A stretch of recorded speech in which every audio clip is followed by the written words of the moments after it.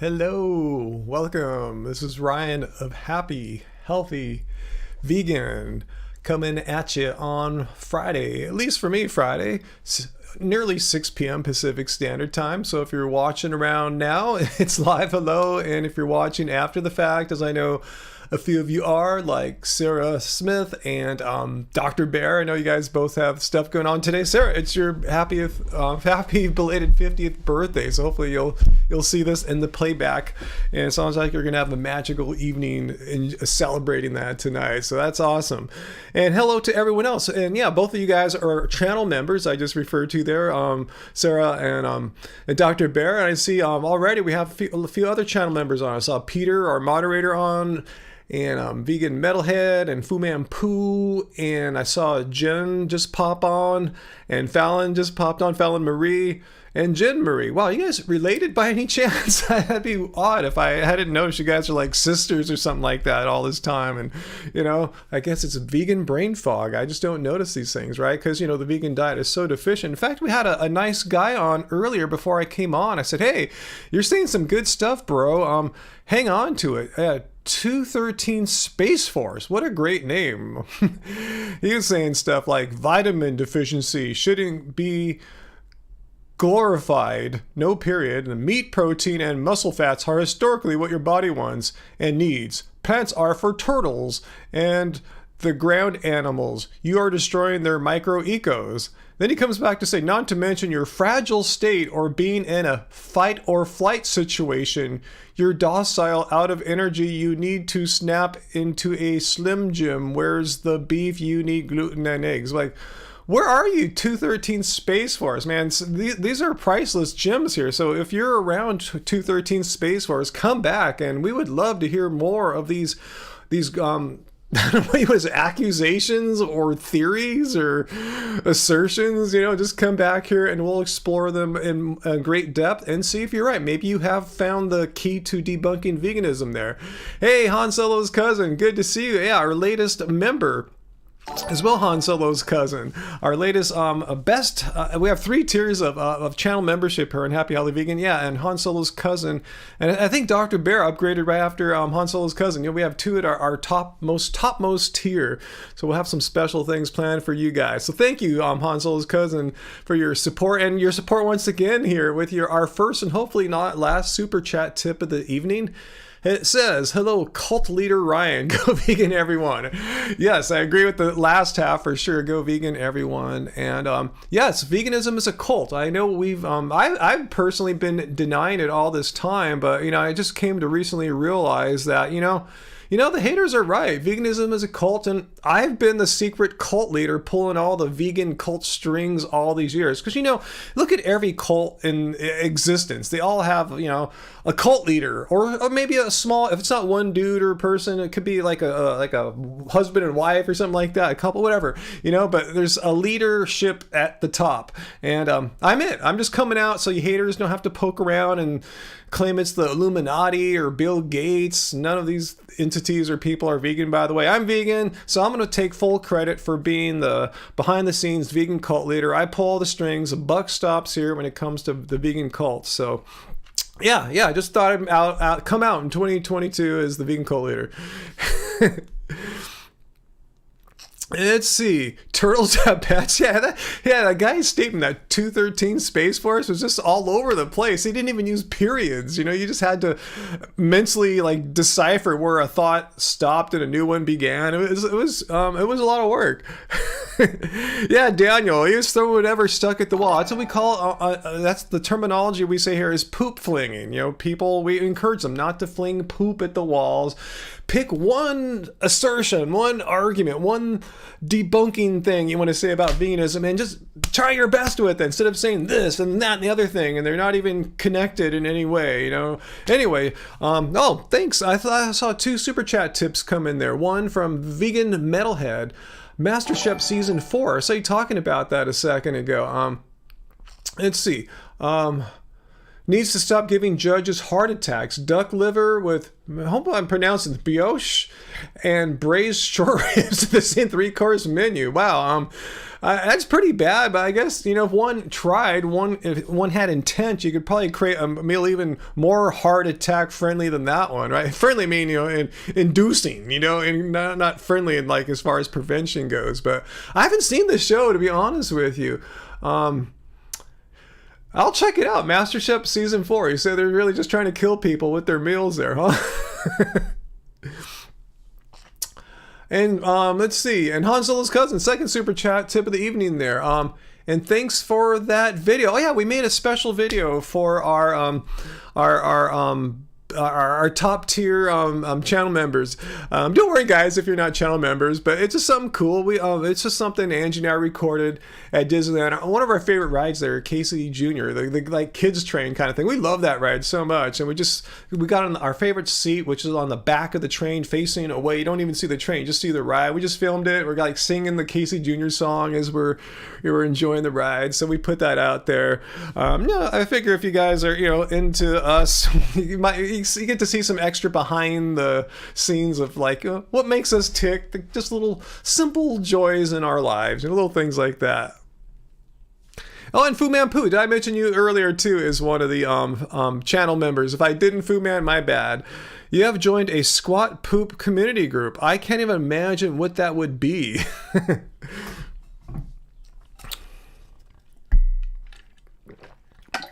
Vegan, do we already have a pooper? Do we have someone flinging poop at the wall? I was describing someone who was flinging poop on the wall before I even went live. I was telling the guy, hey, hold it, bro. This is some good stuff here.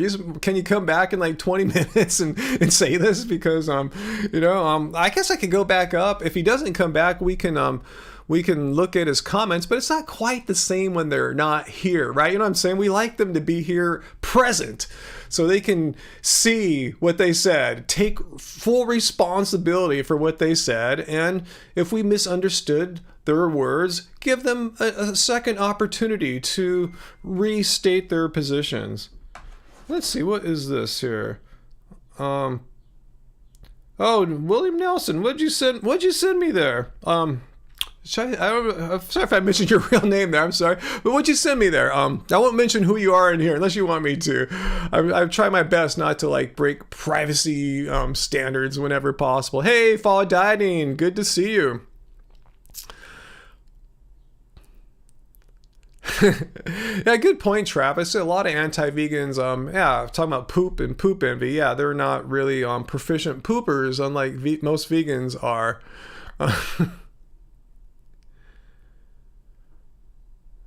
Oh, okay, Fu Man Poo. So are you serious? Are you really into like And I'm not bagging on it. I think it's a cool idea if you want to poop in the more ancestral way, the pre-toilet way. And people around the world still do poop, squatting. Like at in Japan, I know they still have squat toilets. So at least I don't know how popular they are anymore, but you can still find them. They're still around. You don't have to go to like remote jungles or anything like that. You can go to a pretty, a city-like environment and still find squat toilets in a first world country.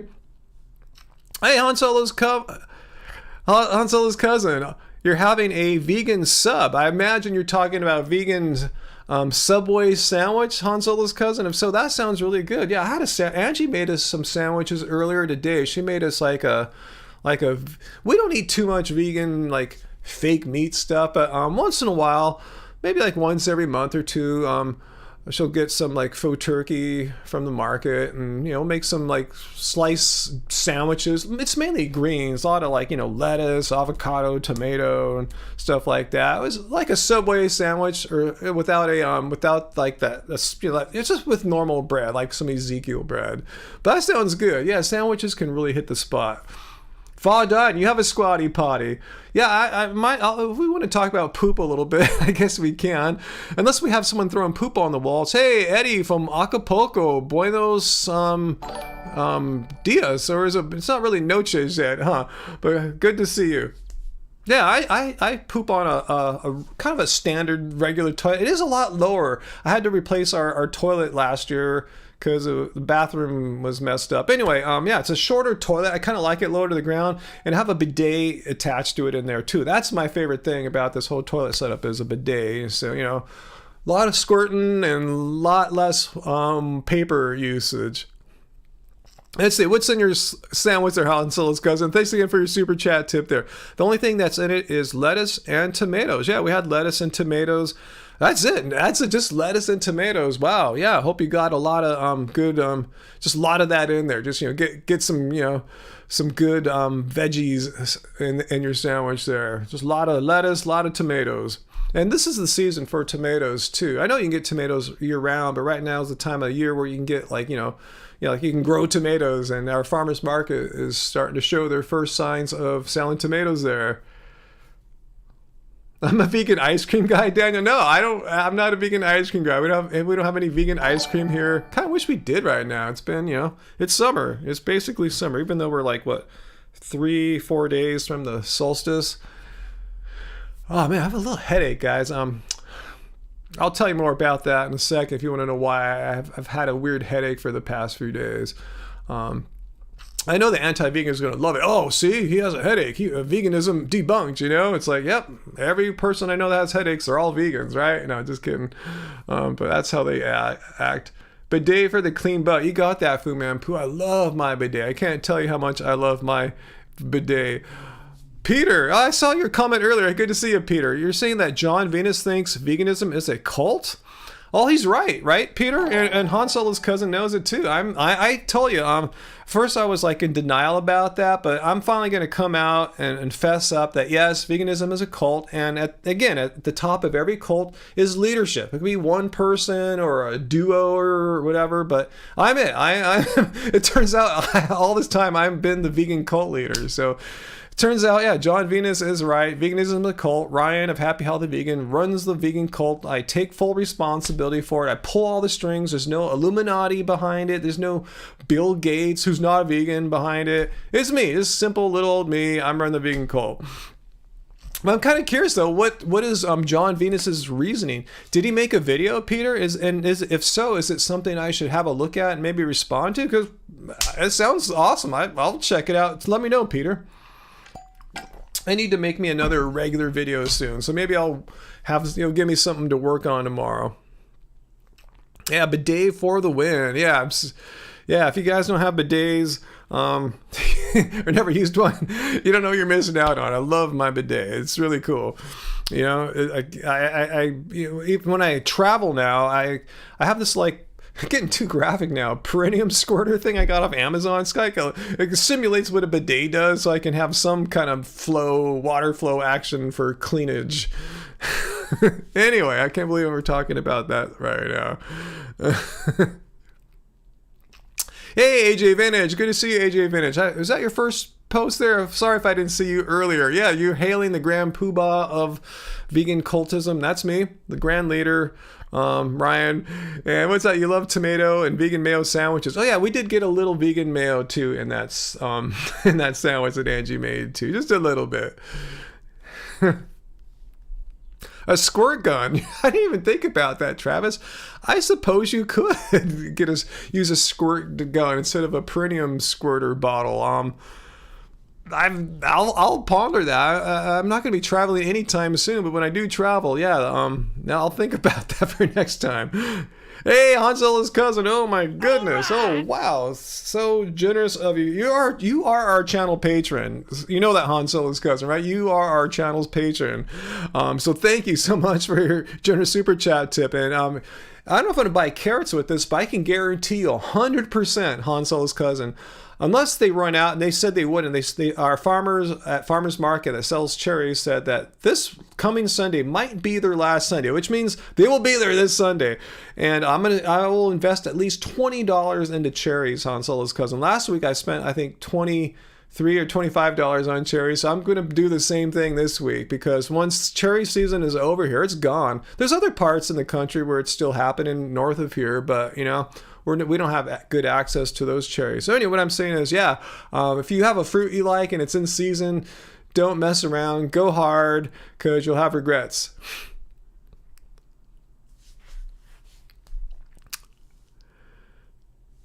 Let's see. Kay, I'm proud to say I didn't see one single second of the Johnny Depp Amber Heard trial. I mean, I've heard about it, you know. Didn't SNL reenact it a little bit, if I remember? But no, I don't know anything about it, to be honest with you, Kay. Okay, Peter's telling me about John Venus. You think he and Booby's perspective, where they both talked about how they were brainwashed into veganism. How can you be brainwashed into veganism? It's like being brainwashed into like being against like rape, or being brainwashed into being against home invasion robbery. If we don't use like a hot button politically divisive issue like, you know, like rape or murder or something like that, you know, just home invasion. How is, because that's all veganism is. We'll look at the definition if we want to. Should we look at the definition, guys? You let me know down there if I should flash the definition of veganism. It's a moral stance against animal cruelty. It's believing, I believe it's wrong to harm and kill and exploit animals. All that I consider wrong, bad. It's needless. We don't need to do it, and it's cruel. Same thing. I believe the same thing about with doing those things to humans. You know, how does one of those beliefs put you in a hardcore crazy cult? Another one, yeah, a normal person. There's no difference. How is applying compassion to animals make you a cult member while applying compassion to human beings? Well, you're just totally a normal human person. Veganics. Is that Veganics from LA? Let me know. But yes, it's all about the animals. Yeah, 100%. That's what veganism is. How does it have anything to do with a cult belief? How is it a cult? How are you in a cult if you believe it's wrong to harm animals? Can someone explain that to me? If there's any anti-vegans lurking right now, please share with us how it's how does one even be considered to be a cult member if you believe it's wrong to harm animals? I mean, you anti-vegans out there, you probably believe it's wrong to harm most animals, right? Like dogs and cats. You just don't go out there and you know, think it's cool if you see a man beating a cat with a stick, right? You probably think that's deranged and sociopathic. Hey, Han Solo's cousin, thanks for your super chat tip there. I missed it. Your last one here. You gotta go. Do you have permission to go? As your cult leader, yes, if you must go off and do other things other than watch your cult leader do his weekly live stream, I give you cult leader permission to just, you know, leave. Yes, if you must. But if you want to hang out, you can keep hanging out Han Solo's, because I'm giving you permission to decide for yourself, the autonomy to make your personal decision there.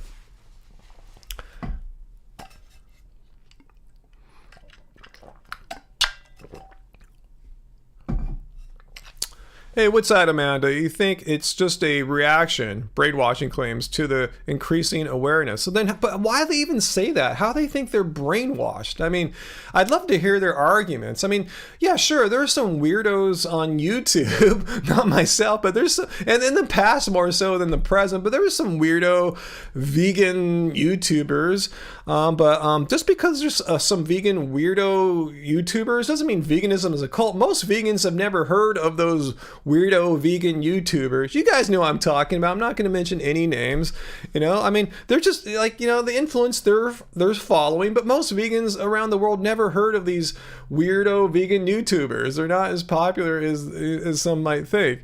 You know, I'm not going to mention any names. I don't want to get in trouble. Oh, you wish you could stay Han Solo's cousin, but you can't? Well, good to see you. Good to see our happy fam, the happy healthy vegan happy fam channel members. And yeah, if you must go Han Solo's cousin, feel free and do what you must there. But always good to see you. I saw something there. What was that from AJ Vintage? A vegan Instagram person said today that beans aren't a sufficient form of protein, as they are mostly carbs. What's my take of that? Well, they are right in the sense that beans have a decent amount of carbohydrate. They're not devoid of them. But why? What's wrong with a plant that has both carbohydrate and protein? They make it sound like because it has carbohydrate, it doesn't have enough protein. Like they wish beans had fewer carbohydrates, so maybe God would have pumped it up with more protein, or God could have pumped more fat in there in place of the carbohydrates. I mean, what's the problem if you're getting both carbohydrates and proteins? Because last time I checked, our bodies require both. The bottom line is, if you're meeting your nutritional needs through eating legumes, who cares if it has more carbohydrates than a piece of meat? I would consider that a problem of meat. I would say too bad meat doesn't have as many carbohydrates as beans. Last time I checked, vegans aren't protein deficient. So ask the person, why is that a problem? That a food is a more complete source of nutrition than, say, meat, which is lacking in carbohydrates. I know meat people fear carbohydrates, but you gotta still have carbohydrates. It's the reason why there's 3 macronutrients. Avoiding one or demonizing one is ridiculous. They're all essential.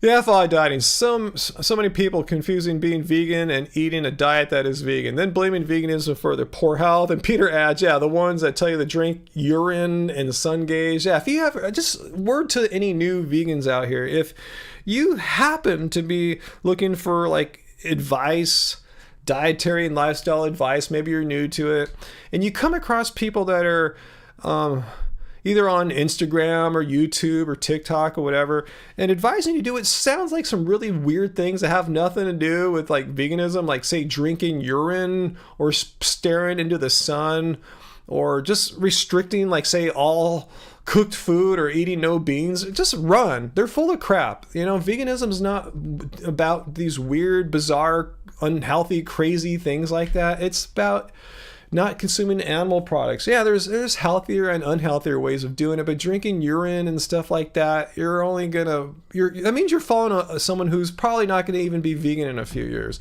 Because all the vegans I know who did weird crap like stare at the sun, I know some, and drink urine, yes, I know some. Guess what? They're not vegan anymore.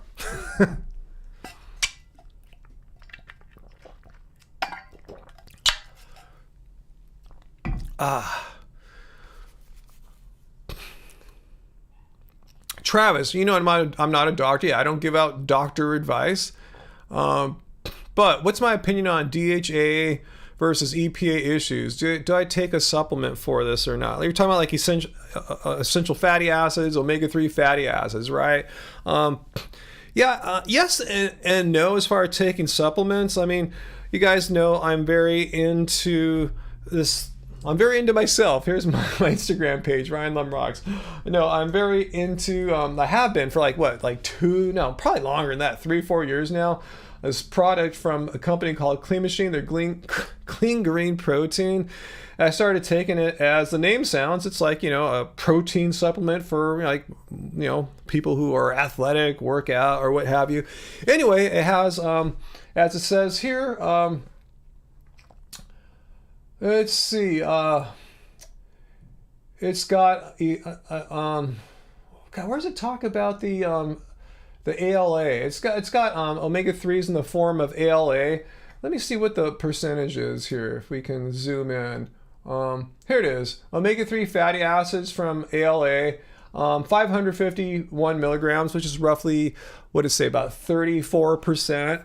So I get some from there, but I didn't start taking a clean green protein for omega-3 fatty acids. It just happens to have a lot of really good things in there, like vitamin B12, for instance, and other vitamins and minerals.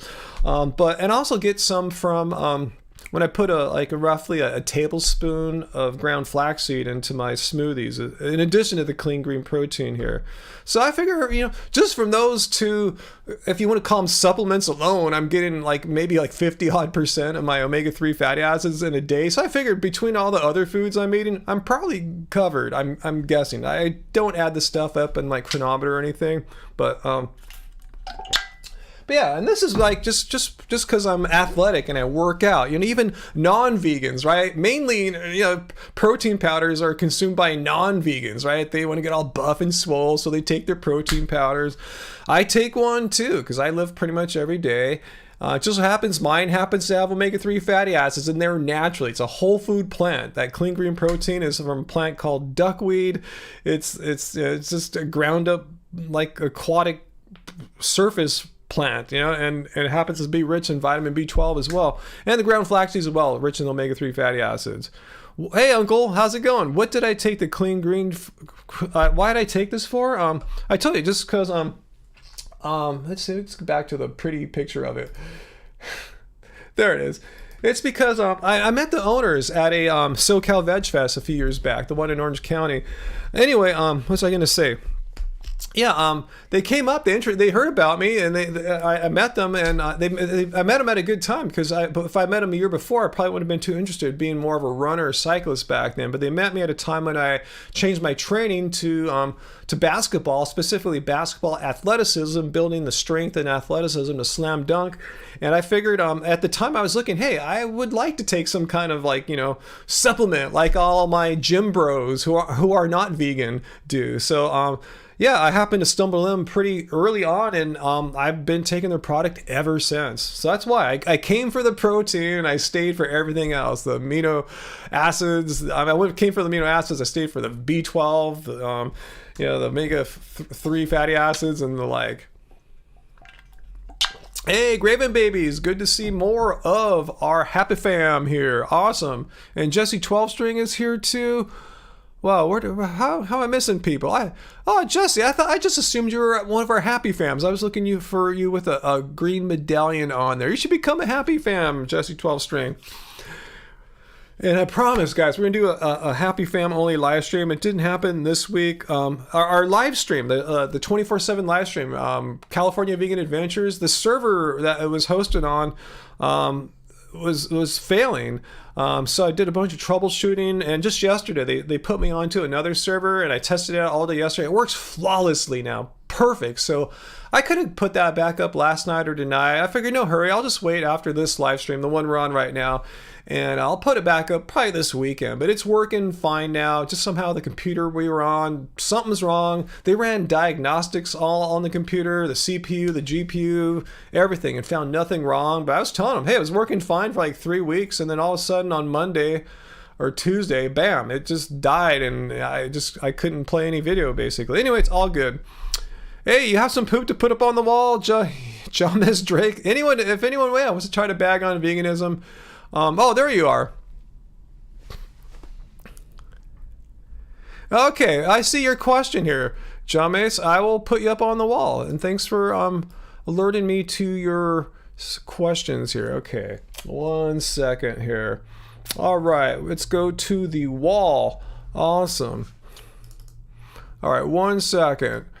All right, you're going to be our first person who we will entertain their anti-vegan question here, and we do this in a respectful way. The poop wall is just fun. Don't worry about it. It's nothing like demeaning or anything like that. So why isn't killing animals natural? Okay, good question. I understand it's for the animals. You're talking about being vegan, but we do it for food. I again understand it's for ethical reasons, but it's another animal. Okay. Why isn't killing animals natural? Well, that's an interesting argument. So let's look at that first question there. First of all, let's look at what the definition of veganism is. And you see here, it has nothing to do with living the lifestyle that's the most natural. It's a ethical stance against animal cruelty, a way of living, a philosophy that seeks to exclude as far as possible and practicable all forms of cruelty and exploitation to animals. So everyone drink up. You saw the definition of veganism here. So this is what veganism is about. It doesn't say a lifestyle that seeks to emulate the most natural lifestyle humanly possible, that of our natural ancestors. But I mean, I'm not sure how are you saying if something is natural is good? Because there is a fallacy in logic called the appeal to nature fallacy, which pretty much says something to the fact that, if you trying to justify an action by saying it happens in nature, that's just not a proper valid justification, because things that happen in nature are typically neither good nor bad. They're kind of amoral. They just kind of happen, and so it's not like the basis of how we should conduct our actions as moral agents here. So yeah, Why isn't killing animals natural? Well, animals die naturally all the time in nature. They can die from a predator. They can die from a hunter. They could die from a poacher. They can fall off a cliff. They could drown. Yeah, animals die all the time in nature. I'm not disagreeing with that. So I'm just letting you know, veganism has nothing to do with like emulating natural states or anything like that. It's a moral stance against cruelty.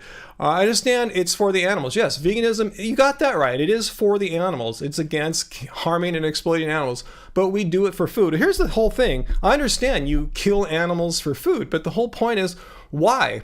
It's not necessary. Why do you insist that animals must die for you? Please tell me why. Why do you find it? Let me put it like this.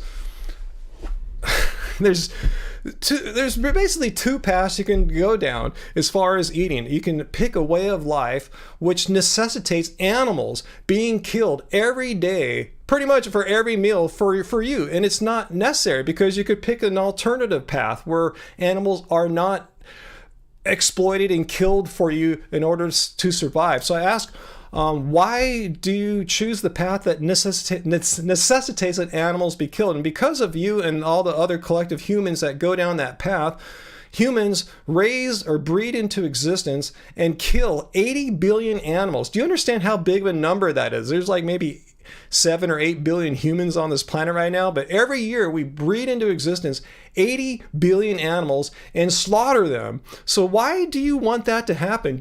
Are you happy that animals are killed for you? Because you don't need, that's what he's saying. You do it for food. But the thing is, it's needless. It's unnecessary. You don't need to kill animals in order to live.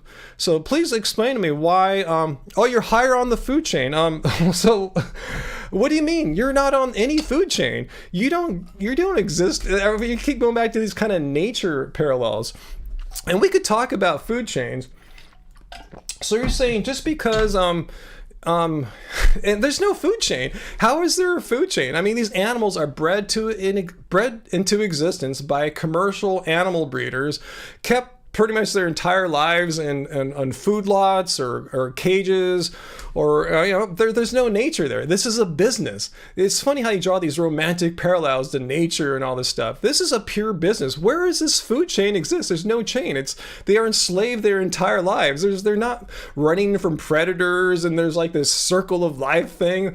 It's just a business. They're kept in factory farmed conditions for the most point. So how is that any answer? And then let's go with that logic. Like, he who is the most powerful or more intelligent has the right to eat others. So by that token, I'm 6'5", almost 200 pounds, pretty strong. I can eat people who are smaller than me. Or if you don't want to look at it like that, let's say aliens landed here from another planet, and just to travel the stars to land on Earth, they're going to be much more intelligent and powerful than we are. So you're saying they would have the right to eat us. It would be morally totally awesome. You would high five the aliens. Yes, eat me because you're higher on the food chain, because you have more power than me. So it's not like you're kind of arguing for might makes right. He who has the most power, or who is the most exploitative, has the right to do whatever the F they want. Am I understanding that argument right? Yeah, meat community died. I was saying, we're not on the food chain. There's no food chain in factory farming. Animals are bred by commercial breeders into existence to be raised in the most quick and efficient way to kill them and sell their products for money. There's no food chain. We don't go out in nature and need to like dodge like predator animals, unless you're like, in a really like, like in the forest and there's bears or something like that, or a shark in the ocean. Other than like weird accidents like that, we're not like part of this food chain. So anyway, are we equal to animals? What do you mean equal to animals? I'm saying you believe that, I'm not sure what this whole equal to animals, or animals are equal in some sense is that they deserve the right to live as you and I do. Why? Because it's absolutely needless. I could see if humans only could eat animals, you'd have a really good point. I mean, if humans required the eating of animals to survive, without which we would perish, you would have a really good point. But since it's absolutely unnecessary, it's inherently cruel and exploitative, killing 80 billion animals a year, and it's also destroying our planet. We can get into those other aspects, but let's just keep it to the moral aspects. I'm asking you, what gives you the right to demand animals die for you 3 meals a day, 7 days a week, 365 days a year? It's needless. Look at me. I haven't had an animal put in my body for since 2010.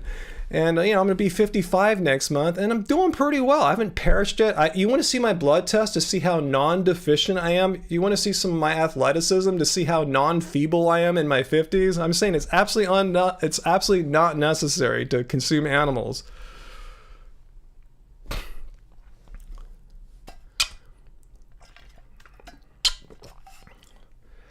So I still haven't heard your reason though. Why do you insist that animals be killed for you when it's absolutely needless? Do you enjoy that? Do you enjoy cruelty to animals? Is that something that you like? Do you want to see more of that in the world? You not only consent to it, but you're like promoting it, or maybe that's too strong a word, but you're pro animal cruelty, right? Is that what I'm to take from you? Because you're obviously not choosing the path where animal cruelty is being avoided as far as possible and practicable.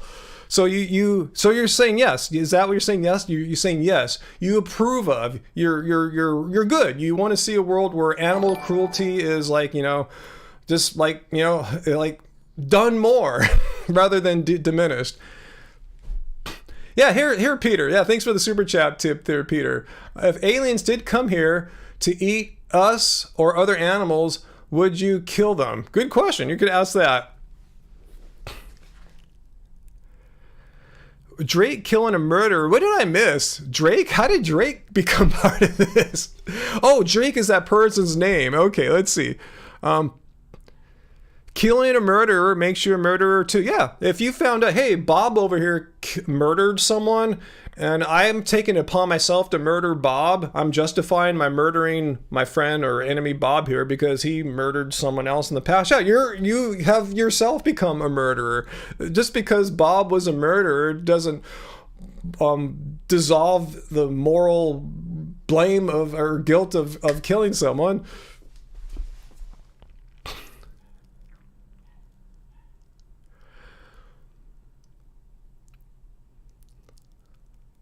Let's see. What's that, Uncle Walt? There is no good war or bad peace. I didn't know Ben Franklin said that. I like that.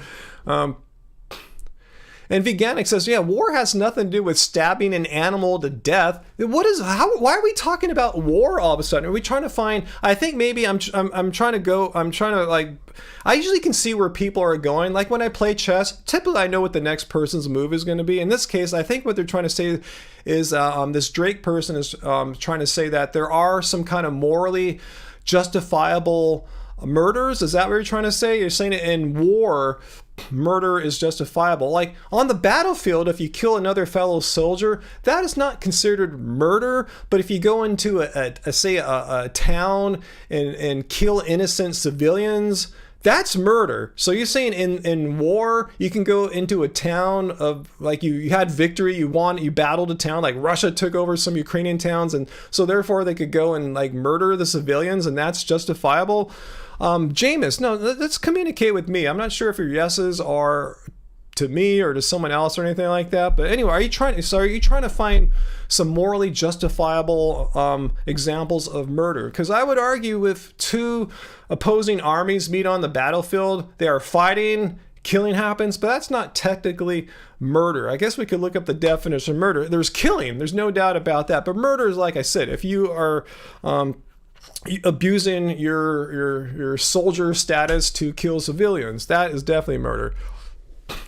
So if you kill an animal that is attacking you, it's not murder. If you kill, is it not? I mean, here's the whole thing. What you're talking about a self-defense situation. I mean, if a human were trying to kill me and I found it was necessary to use deadly force to escape the situation alive, Yeah, that's justifiable. Under the law, you wouldn't be charged with murder. And same thing with if an animal is attacking you and threatening your life, and you find that the only method you have to reliably escape would to be use deadly force, that wouldn't be considered murder. You would be saving your life. Veganism doesn't ask you to sacrifice your life. If a vegan's being attacked by a lion or bear, a vegan has a right to defend his or herself, by whatever means. I wouldn't sit there in the forest. Oh, a bear's coming to eat me. Awesome. I can't do anything though because I'm vegan. Like, no, I'd run like hell. I'd fight for my freaking life. Are you kidding? Jane, you can't just keep asking question after question. I'll entertain one more. So if I go into the woods and kill an animal that's attacking me and eat it, that'd be really weird. So you're thinking, you're having this life and death situation and you somehow manage to kill an animal and escape it, and then you eat it? Like, how often has that happened in human history? Let's just get down to, you're trying to create a bizarre scenario that pretty much never happens. So let me just get back to asking you, why do you find it necessary to kill animals 3 times a day, 7 days a week, 365 days a year, so you can eat them in order to live when you don't need to eat them in order to live? You can eat plants and be extremely healthy and continue living. Why do you choose the path that necessitates the death of animals? And then you just bring up these weird examples like war, or what if an animal's attacking me in the forest, something like that.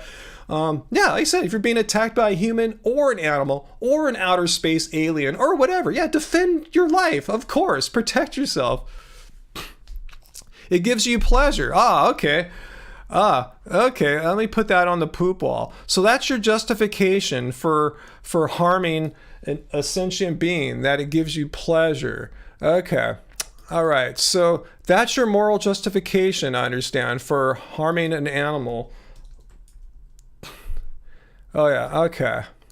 So is that it? Do I understand? Because you get, if you're saying if you Johannes Drake receive pleasure from an action, that makes it morally okay. Is that what you're saying? Let me make sure I understand you right before I proceed to respond. All right. If you receive pleasure from an action, that makes it morally justifiable. And Peter just tipped. If there were 2 roads and one road had 5 animals on it, another road had 20 humans on it, that's called a trolley problem. Which road would you go down, knowing that who would you kill on one road? All right, so I want to see J. Hemis Drake respond. Is that the moral justification that he or she is wanting to use here? That if an action brings pleasure, some kind of sensory pleasure, taste pleasure, that makes that action justifiable. So this is a good yes or no, Johannes Drake. Yes or no? The Grateful Steve, I can see why your partner wants to do nothing with these live streams I do. Yeah, Angie, this is not her thing. I studied philosophy. This is what I do. I've been trained to study people's arguments, analyze them, and see if they are good or bad arguments. But yeah, when Angie does the live streams, who was asking that, the Grateful Steve, yeah, they're more chill. We have some you can watch. One Angie did about 4 weeks ago to the day. You can see it. You can go look at our videos. She's on the thumbnail with me. We're both sitting here, all cool, and we're not debating anti-vegans or anything like that. Peter, yeah, it's not getting into trolley problems right now. I want to see Johannes Drake respond to the question I posed, like he or she said, because you like the pleasure out of it, eating meat. So I'm saying, is that the justification for the exploitating and harming of animals? To, let me know if that is it. Just because you get pleasure out of it. Peter, no, the BTS didn't break up. They're still doing stuff. That's a misconception in the press. But yeah, we're really happy for them. We think that it's wonderful what they're doing right now.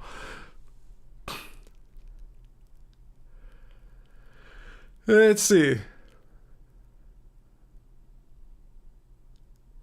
Oh, Chaos Contributor. I'm not sure why it didn't work out for you. It's really, what were you eating? Like, how were you eating? This is kind of curious. Just seeing if you were doing some kind of like maybe a raw diet or some kind of like trendy vegan diet of some kind. Just curious. Yeah, it's pretty friggin', easy as long as you're not doing anything strange. But I know some people have more trouble with it than others, so I have compassion for that. All right, Jahamis Drake is sure silent all of a sudden. I guess we're not going to get the answer out of that. I guess he or she realizes that is a horrible justification for harming another living sentient being because you take pleasure in it. So, oh well, thanks for playing, and that was fun. Charles Smith, have I stopped using palm oil? Think so. I don't think I have any products here that have any palm oil. Let's see. Fu Manpu is taking a number 2 right now. Oh man, you can do that while watching a live stream. That is pretty talented. Yeah, I think we're done with Drake, huh? Oh well, that was interesting. I really wanted to hear Drake's answer. So if you're watching Drake, I'd love to hear your answer still.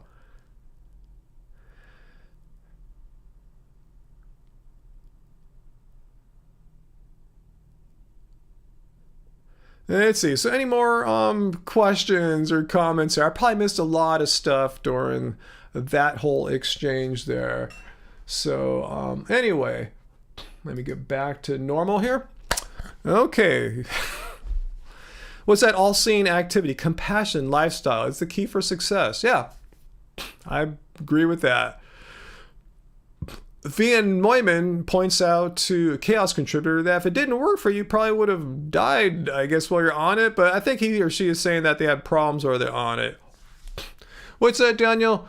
Quick, a doctor. There's an emergency. I'm a doctor. What is emergency? This man is having a heart attack. I'm a doctor of philosophy. He could die. The question is, did he ever live? Huh? I'm not sure if I follow that one. Hey, Arthur, thanks for your super chat tip there. Off topic, but were you happy the Warriors won the NBA Finals? Yeah, I was cheering them on the whole time. I watched their playoff run and particularly zeroing out in the finals, which was a joy to watch. Yeah, I'm happy for Steph, but I'm still tired of the Warriors always winning. Hey, they had 3 years of not winning. 1 year, they had the worst record in the entire NBA. So this is a triumph of return. I mean, Klay Thompson was out nearly 2 years with back-to-back serious injuries, ones that required surgeries and recovery. First one, he got himself back pretty much through a long road of recovery, and then hurt himself again and had to repeat the whole thing. And the team learned to work with some of the newer guys, the younger guys they got, like Wiggins and Jordan Poole. It was a beautiful series to watch. If you guys don't remember from my basketball videos, I'm a self-proclaimed defense guy, defensive specialist of sorts, on a much smaller scale than the pro levels. But anyway, yeah, it was a joy to watch all the defense going on. Boston, the number one defensive team in the league. Warriors right up there too. Draymond Green, defensive demon. Marcus Smart, NBA defensive player of the year. I was just in heaven watching this series. Yeah, I enjoyed it. And yes, I'm very happy for the Warriors because I live in the Golden State too. Remember, they're the Golden State Warriors. So I was rooting for my team, but it was just a beautiful series. I think it was a big win for basketball. Championship parade. Now that'd be a little far for me. That'd be up in San Francisco. I'll pass. I didn't even see any of the Lakers parade, so I don't think I'd go see one in San Francisco. Cool, Bryant's happy for the Warriors too. Yeah, that was awesome. Yeah, I was thinking they were probably going to win last night on Boston's floor, and I was right. Yeah, Wiggins. Oh man, his defense, the whole series, is guarding Luka Doncic last series. His defense on Luka was amazing. Again, on Jason Tatum. Yeah, I mean, and the thing is, when he first came to the league, he wasn't considered to be that great at defense. But yeah, the Warriors said, hey, if you really want to win, if you want us to win, we're going to have to, like, you're going to have to specialize a little differently and, step up your defense. And he's one of the best defensive players in the league. So yeah, it was beautiful watching that defensive matchup too. What's up, Uluwali? Why are the Warriors so up? They have a dynasty now.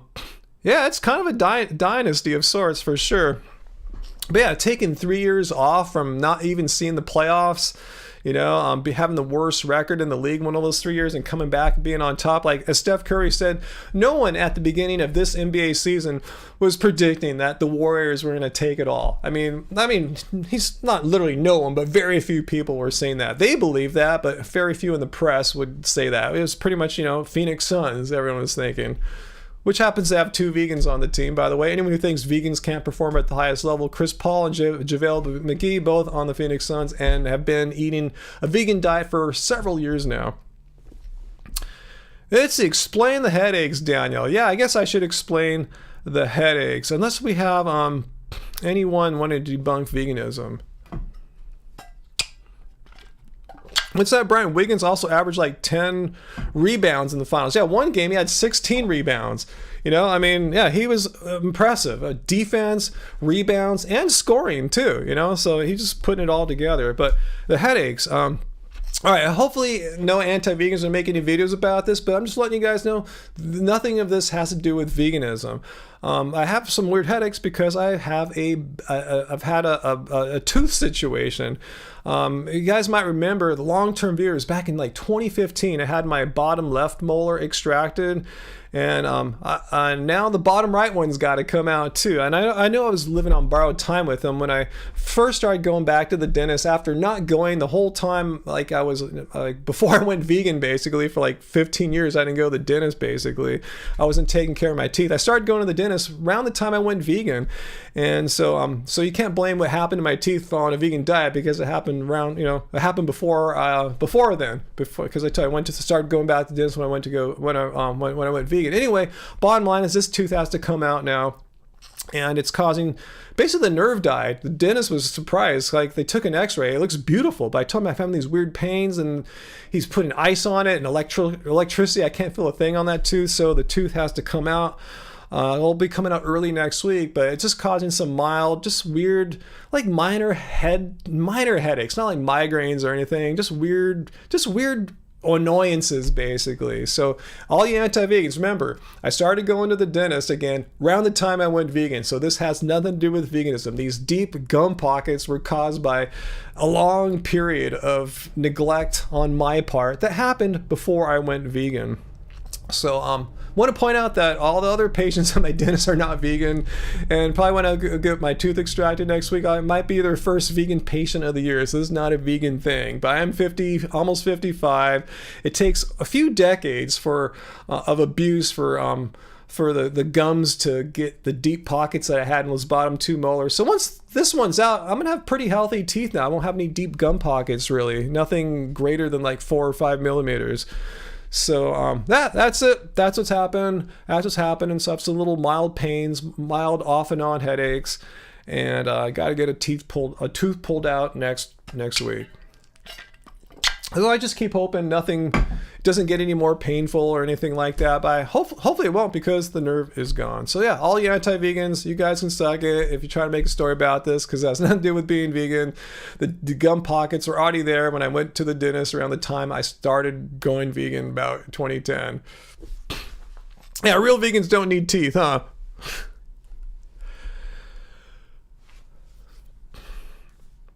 Okay, so thanks, Aaron. Yeah, I mean, I had one out before. Here's the whole thing, though. A lot of times these dumb anti-vegan haters will point out, "Oh, you lost like collagen in your face." Like, no, just my face isn't symmetrical down here anymore, because one side has a molar down here, which will no longer have one. Other side doesn't, and it's look, this side that doesn't have the molar, it's a little more like sunken. I think the bottom molar here helps musculature in this area of the face, but people say all this crap. It's like, no, I'm missing a tooth. I'm like handicapped in a certain sense. So you're making fun of my disability of not having this tooth here, and the consequences of the face muscles that aren't as developed on this side as on this side, and saying it's a vegan thing. No, it just happens. I just don't have a tooth there. I mean, gosh. Anyway. I try my best, Jen. But anyway, I'm not too worried about it. At my dentist's office, the dental assistant there, she doesn't have any of her bottom molars. She's not vegan, by the way, and she's much younger than me, and she's fine. She chews without them all the time, and I haven't had a molar down here. They wanted me to get an implant. I said, screw it, and I'm fine. I chew all the time on the side that's lacking a molar. Uncle says, things happen as you age. He can attest to it. Yes, Uncle is older than we are. That's why he's our uncle. And there's Angie. I'm 54 years old, of course. Your face is less full than young people. Yes, true that, Angie. But then my face is less full on the side, or it's just not symmetrical as far as the muscles go, you know, and people try to blame it on veganism. It's just, no, I don't have a tooth there, and somehow it does stuff, you know. I'm not a scientist or anything like that, or a doctor. Peter, what's my thoughts on oil pulling? I tried it for a while as a means to like clean my teeth. I don't think it did anything, because once I stopped oil pulling, it's not like my gums are any better or my teeth cleanings had less plaque or anything like that. So yeah, I wouldn't. I haven't bothered. I wouldn't bother. But if someone wants to experiment with it, yeah, go for it. You should research if there's any risks involved with that, though.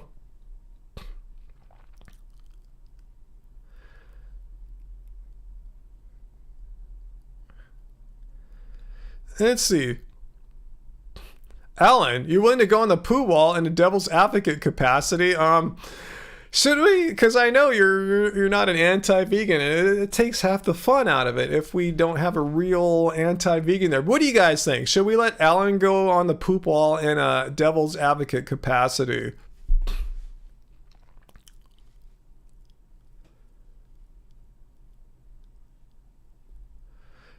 Yeah, I'm like you, Graven. I only floss once a day, but I floss like a wacko when I do it. And I also have an oral irrigator, a water pick that I use once a day as well. So I'm working on my teeth. Angie's like always in awe. Like, I do so much work on my teeth to make them like good, and she doesn't do half of that. Yet I have all these dental issues because it stems from like neglect in the past. And our dentist, like he's compared, like he does it with every new patient. He looks at your bite and how your jaw works out. And he said Angie's got a better one than mine. That's why she has fewer problems. Mine has problems, and that's why I have problems. So articulate today. I'm speaking like Yoda.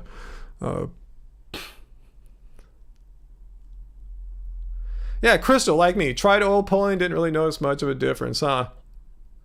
Yeah, I kind of agree with Jonica there. After my experiment with oil pulling, I agree with our friend Jonica, who works in dentistry, says oil pulling does nothing whatsoever. And yeah, Peter, yeah, BTS did not break up. They announced that they were going to spend time pursuing, here's the thing, like more personal and solo projects. I get it, you know. They've been doing it as long as we've been doing our channel here. You know, I think they started around 2013ish, you know. And I tell you, I'm ready for a change too. That's why I don't make as many like videos, you know, non-live videos as I used to. Those, you know, are fun, and I still want to make one. If you guys have a good topic for me, I'll do it. You know, if Joe Rogan's talking about plants being sentient, let me know and I'll respond. But you know, I'm finding other things that I just intuitively or instinctively want to do, like these live streams. I really enjoy doing these live streams. Not to say I don't enjoy making a video about Joe Rogan being stupid, but I really enjoy this community that we have here. I enjoy debunking the anti-vegans in real time. I enjoy chatting with you guys. So I enjoy spending more time with Angie working on music, despite all the weird problems we have, you know, with like teeth and stuff like that, like my teeth. But anyway, yeah, just I see where BTS is at. They want to, like, they've been doing things a certain way for so long, really regimented kind of lifestyle, forced into a certain box.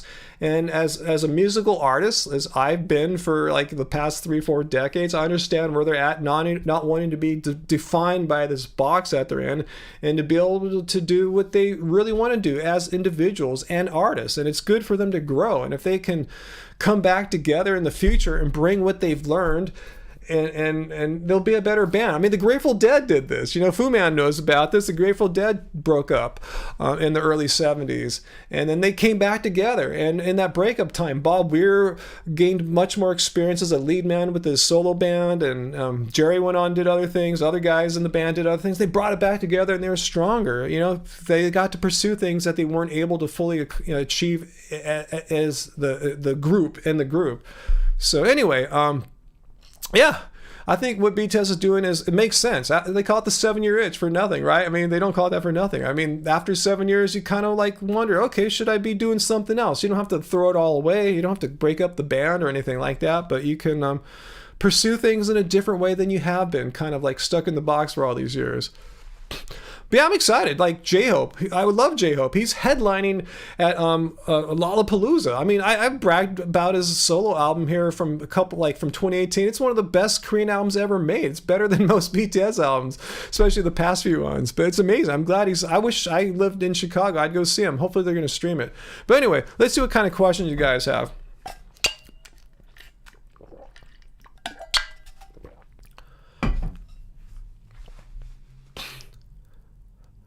Let's see, what is going on here?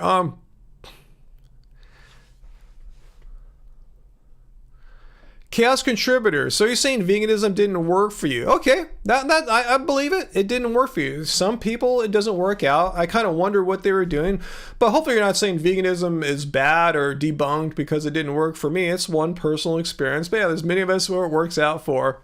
I missed a super chat. Oh, Arthur, how did I miss that, Arthur? Okay, thanks for pointing this out, Angie. God, I gotta turn my speaker up louder. Maybe that's my problem, besides having vegan brain fog. Thanks so much, Arthur. I think it's awesome that you and Angie go to Disneyland a lot. We're not going to go for many months now. Our passes are not honored in the summer, and we only have like 2 more trips in August, and then our passes are over. I assume you got a season. Yeah, we got the Southern California Residence Pass. I would go more, but it's so expensive. Hell yeah, tell me about it. If we didn't have that, we'd never go. We couldn't afford it, you know? We'd go like we used to do once a year with my friend John, who works there, can get us in like once a year with his pass.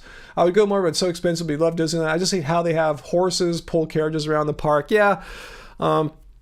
Yeah, they have animals there. They have like the security dogs when you enter the park, and yeah, horses that pull carriages around. It's not like it used to be. They used to have like way more animals. I remember as a kid, like a petting zoo or something like that. But yeah, it's not a completely like vegan zone as far as that goes. So I think that was the only super chat I missed. Was that it? Was there another one? I'm looking here. I think that's it. I think that was it. I think I'm all caught up now. Let's see, meat community vegana. Yeah, foods I didn't really want to give up. I'm really bummed to think I couldn't eat like Cherry Garcia, Ben & Jerry's again. And sure enough, as of like 4 years ago, or so, they came out with vegan Ben & Jerry's, dairy-free Ben & Jerry's. So that kind of shows like, you don't really have to give up pretty much anything. By now, 2022, there's probably, odds are, a really good vegan version of something that you loved and thought you'd have to give up for the rest of your life if you went vegan. They probably have it now.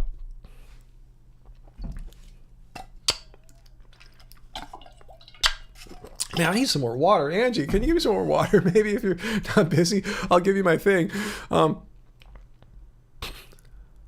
Why would Bill Gates be responsible for... I heard a bunch of cattle died in the Midwest because of heat. Is that right, Adolf? But Bill Gates? How is Bill Gates doing that? Let me know. Oh, the fish food is delicious too. I like that one too, the vegan fish food flavor. Yeah, I'm not going to disagree. I don't know if it's better. They're both good, but Cherry Garcia is very special to me. I love cherries. As you guys know, I'm a cherry freak.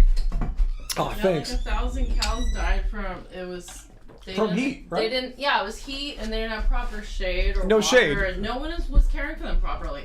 Honestly, I think it should be criminal what they did. So how is Bill Gates involved in this? He's responsible for everything. He's responsible for everything, right? I'll be right back. Yeah, it's just basically neglect and abuse. That's why we don't like to exploit animals. That's why we're telling people like J. Hamish Drake here from our poop wall a few minutes ago. It's just absolutely wrong to exploit animals. These animals were not cared for properly in the Midwest, and during a hot spell, not enough water, not enough shade, and they died. And that's exploitation right there. It's negligence.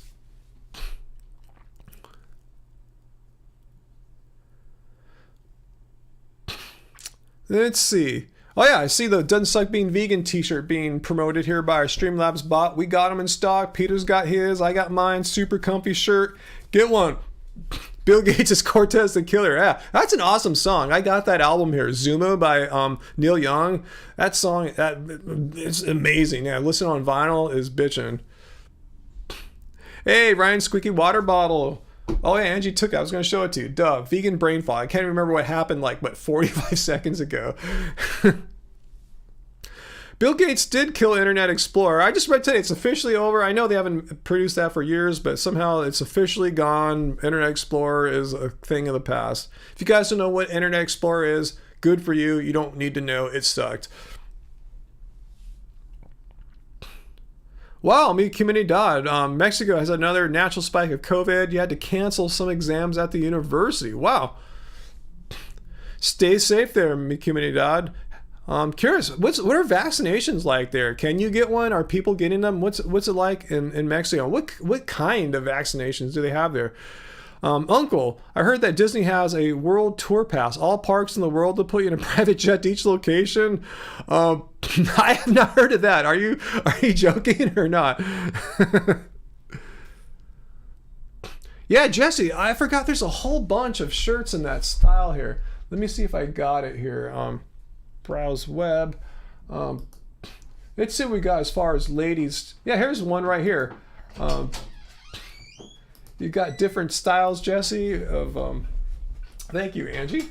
Oh, and a cookie too. Thank you. I'm gonna go for a little while. Okay, awesome. So I guess this would be considered a women's flowy tank top. So I hit the wrong button. Now let's see. How come it's showing? Hang on one second.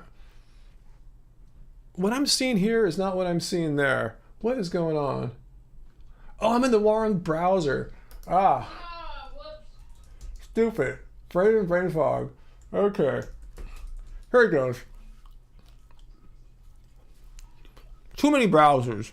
Speaking of browsers, you talk of Netscape there. Here, we have this Doesn't Suck Being Vegan Women's Flowy Tank Top. So, we got different colors in it. We got from size small to double XL in this. So yeah, check it out, Jesse. Sorry, I had the wrong thing up there. Okay. One of Angie's oatmeal cookies here.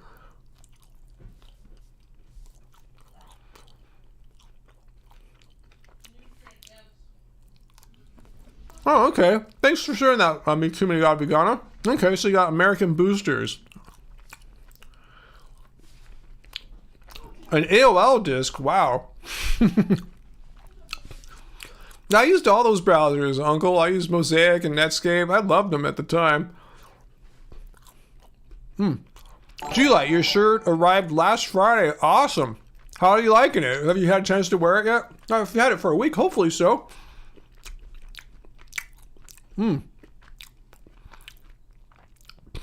Hey, Arthur, thanks for the super chat tip there, Arthur. Let me get out of this dark screen here. It's putting all this light on my face here. You have a fear of spiders. You saw a massive one in your room the other day, and instead of killing it, you're able to catch it. Yeah, and cup it in a cup, put outside. Yeah, that's what I try to do all the time too. Like, it's weird how when a non-vegan sees a spider, often, not always, many think, I gotta go smash that thing and kill it. Like, why? Why kill it when you just could get a cup and maybe a piece of paper or something like that and just trap it in there and walk it outside and chuck it out, you know? Why kill something when you don't have to?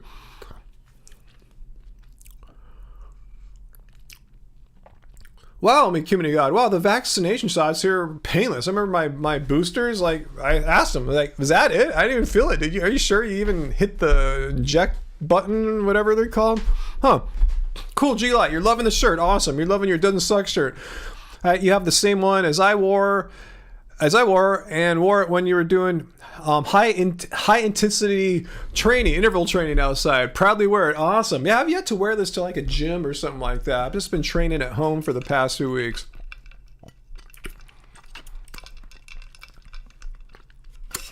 Why is there no water coming out? Maybe she filled it too high. Maybe so.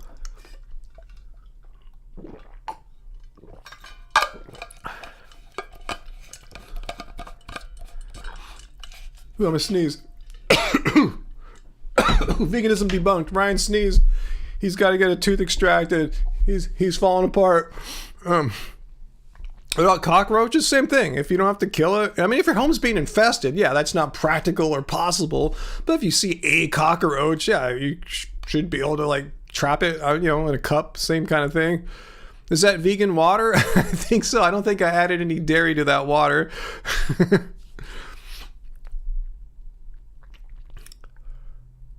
Ooh, we found a scorpion in your house too there in Mexico. Wow, man, that's wild. I don't think I've ever seen a scorpion. Maybe I saw one once as a kid in Palm Springs in the desert, but yeah. Wow, that is interesting, Captain Crazy. I didn't know that. Vaca the cow, that's where that word vaccination comes from. Huh. Let's see. Travis, you're doing a 36-mile trail race at 5, I assume a.m. Yeah, start in the, hope it's not too hot for you. And I hope it's not too hard for you, but heat will make it bad. I wish you the best, Travis. Man, that sounds brutal. Are you a little scared or what? I mean, I'm sure you trained for it, right? Right? You let me know you did train for that. That's an ultra marathon. I've heard Mexico is pretty good for veganism now, as far as the big cities go. I've been looking on Happy Cow, like at Tijuana, Mexico City. I ate at a vegan restaurant in Pueblo when I was there last. So, yeah, I mean, I'm sure it's way better now, than it was when we were there. Like, it was before I even went vegan. At Soja, it was very vegan friendly back then. Arthur, another super chat tip. Awesome. Thanks, Arthur. And thanks for using Streamlabs where they don't take a cut of the tip, unlike YouTube. I've heard of Purple Carrot, essentially a vegan version of HelloFresh. It's really good, but a bit pricey, but the meals are very tasty and healthy, so you would recommend. I don't think I've heard of them. Sometimes these companies like this will reach out to us and want us to try it out. I'll keep my eyes open for Purple Carrot, although I don't recall them. Is everything vegan on their from their service? Let me know. Hey Brian, how's it going? Things are going all right. Got to get a tooth extracted next week, but other than that, doing all right. Just kind of dealing with some pain until then.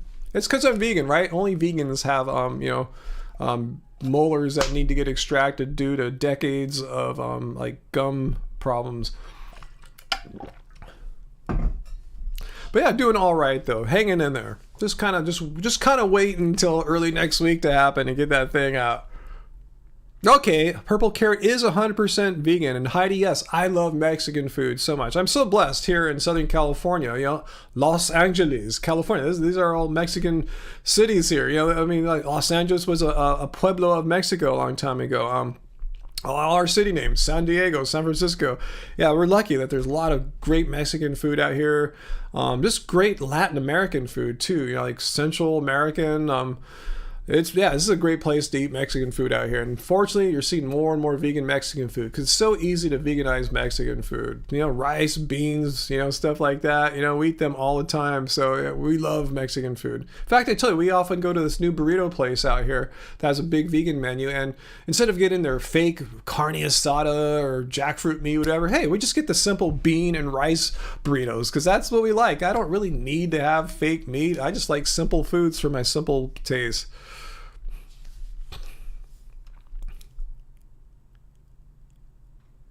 Have I ever thought of doing a collab with the Burger Dude since he also lives in the LA area? Who is that, Daniel? Is the Burger Dude vegan or what? Let me know. I mean, maybe so. If someone's cool and, maybe so. That might be fun if they're cool.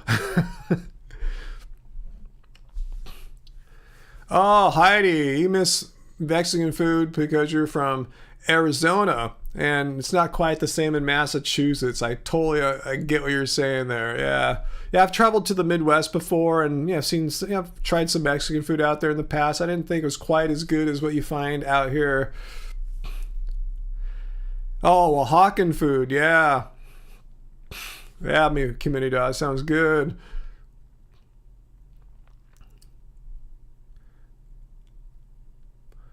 Yep, me community. That's what you're saying there. Yeah, big cities in Mexico. Yeah, you can find vegan restaurants out in the rural parts, like you're not even in like the cities of Oaxaca, right? You're thought in a more rural spot where you're at none, just your house. YouTuber and a vegan. Okay, thanks for letting me know. How what's his name again? Daniel, let me see. The Burger Dude. How is he the Burger Dude? By just out of curiosity. Shane, vegans are evil. Oh, Shane, please tell us more how vegans are evil. Are you serious or joking? Shane, let me know and we'll explore how vegans are evil. I'm going to get your comment here and get it ready for prime time. All right, so Shane, please tell us how vegans... I can't copy and paste. It's going too quick here. I got it. No, I don't. Damn. All right, got it. Shane, please tell us how vegans are evil.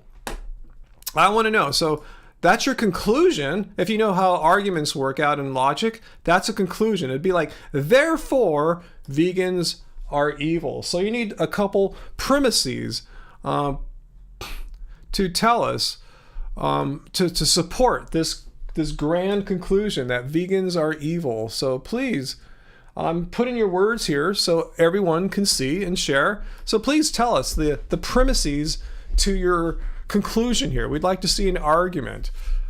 So did I miss anything here other than vegans are evil? Hey, Michael, it was a pretty good week other than learning I got to get a tooth extracted.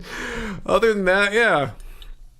Yeah, and that would explain the little horns come out of Jesse's head. You are a little devil there.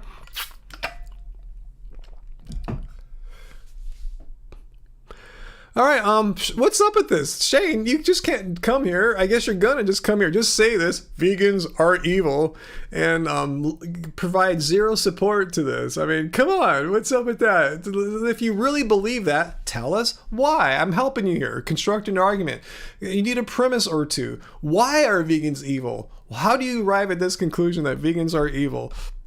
Anyway, what's up, Uncle? Have I been to Rancho Los Alamitos Historic Ranch and Gardens on Palo Verde and Long Beach? Yeah, Angie and I have visited the two ranchos in Long Beach, and you know what? It's been a long time. I don't think we've gone since we started our channel. Maybe we'll do that for a video. Just go explore. All vegans are humans. That's a good premise, and if we can connect that to the conclusion that all vegans are human, then how would this follow then? Like, all humans are evil, therefore all vegans are evil. That would be the argument, right, Dawn? Is that you're saying all vegans are human, all humans are evil, therefore all vegans are evil? That would be the argument I think maybe Shane's trying to go for there. Huh? Let me see if that's it. But that's an example of some basic logic there. I think it's just called classical logic. Hey, Jamos, Dragon, just pop in and say what up. Well, what up to you? How's it going? Oh, Shane, you're back. They do immoral things. Oh, please. Okay. Tell us more. You're back. Let me add this to your argument here. I'm trying to construct an argument for you. So you're saying vegans are evil, they do immoral things. All right.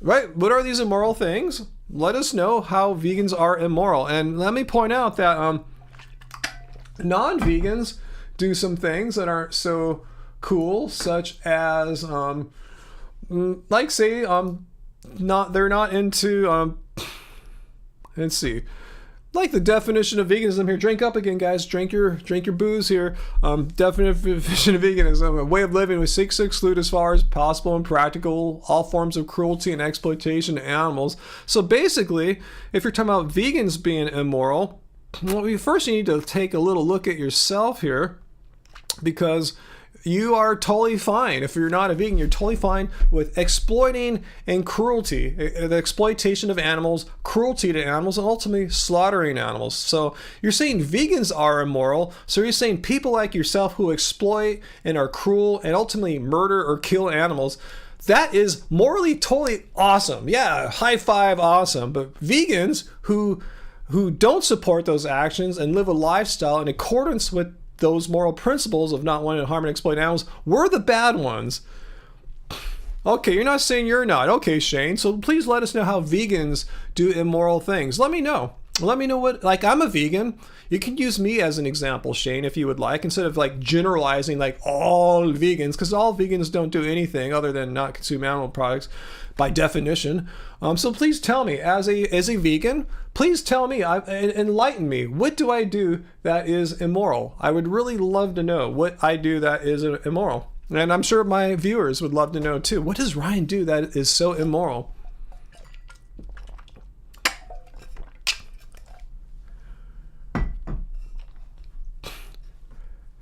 Okay, Shane, I agree with you. Just because other people do bad things doesn't excuse vegans. So please tell me, I am a vegan. Don't say vegans, okay, Shane? Let's talk about me, if you would like, since I am a vegan. I don't like when people talk in the abstract, like vegans do this or that. Like, what? What do vegans do? We're all different. We come from so many different backgrounds, beliefs, other than the belief of not exploiting and harming animals. So let's talk about me. I'm a vegan. What do I do? I'm a bit slow. You've commented other things already. Well, I didn't see them. You know, I'm not omniscient. I don't see every last thing happening. So please share with me. Share with me. What do I do that is immoral? I would love to know. Please help me to help myself. I want to become a better person there, Shane. So please, let's not talk about the community as a whole. Let's talk about me. You said vegans are immoral. I am a vegan, therefore I must be immoral, right? Vegans are evil. I am a vegan, therefore Ryan of Happy Healthy Vegan must be evil. Why? Because I do immoral things. So please be specific. Okay, you're saying property damage. Okay, can you give me an example of me committing property damage? Can you, please, are you talking about me? Like, how do I damage property? What are you talking about?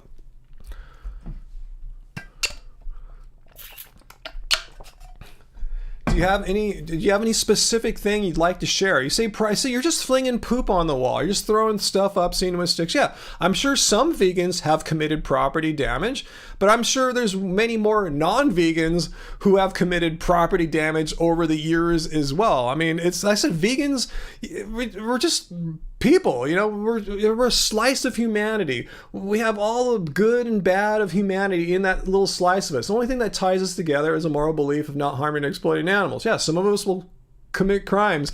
Most of us won't. Just like non-vegans. Most non-vegans don't end up going to jail and prison, but few do, you know? A small percent does. So please tell me, what do I do? Okay, now you're saying vegans behave like a cult. You're just throwing crap on the wall. You're just throwing one-liners. Can you construct a logical argument? Because I want to show you the rules here before we move on. Here are the rules, Shane. Number 3, when trying to debunk veganism, I will only discuss one of your claims at a time. I have to write this down because you guys keep doing the same stupid thing all the time. Stupid, I'm not saying an intelligent stupid, but stupid as far as argument. Make an argument. Don't bring up new claims. Don't keep throwing poop on the walls. Don't move goalposts. If you think you have the goods to debunk veganism, let's hear your argument. Please, I want to hear, I'm asking you, I'm begging you, I want to hear an argument rather than random poop flinging. So I'm going to put your next thing up here to show how you have the inability to construct a rational argument. I gave you help. Vegans are evil. That is your conclusion. So give us evidence. So you're saying we do immoral things. You give me not one example of anything immoral I've done. You said some vegans might harm property. I'm saying let's talk about me, Ryan, because I know what I've done. I don't know what some other vegan I've never met that you've never met has done, some hypothetical imaginary vegan that exists only in your mind. We cannot talk about that vegan or those vegans. We can talk about specific vegans. You gave 0 examples of me damaging property. Now you're saying vegans behave like a cult. So can you be specific? How am I behaving like a cult as a vegan? Please tell me. Be specific. What behavior am I doing that is like a cult, or behaviors? Oh, you said no. Okay, so you said no on the property damage, I assume. So your property damage argument is really not that great. You're talking about the community. No, we don't know who the community is. You're speaking all broadly and generally. Yes, I said there are some vegans who might commit property damage, but there are many non-vegans who commit property damage as well. This is not a vegan problem. Some vegans, let's see, what's another dumb thing? You know, You know, some vegan, there's you gotta be specific. So I'm gonna hold you to this cult one. How am I like a cult? All right, what do I do that's like a cult? So let's hear. Be specific. If not, you saw what I said we're going to do. We're going to time you out if you keep flinging poop on the walls, because it's frustrating. Week after week, anti-vegan after anti-vegan.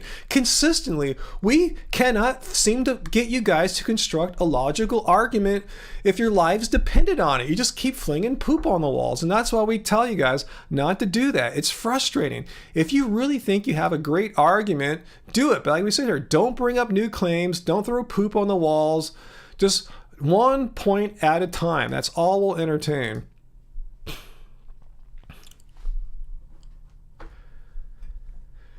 Yeah, general examples suck. General examples are by nature, they're crap. They're vague. They lack specifics. Vegans cause property damage. Yes, and so do non-vegans. What's your point? How does that prove anything? That some vegans might commit, and who are these vegans? Like, be specific. You could maybe name a group, a person or something like that. Then I could probably name you some non-vegans who have committed property damage too. Like, say, not to get political, the January 6th Capitol riots here in the United States, 5 people were killed, dozens of officers, Capitol officers were assaulted. None of them are vegan that were doing the work there. Not to get political. There's a lot of property damage, is what I'm saying, and vegans were involved in that. So there's one example of non-vegans committing property damage. So let's see, where's your example of vegans committing property damage?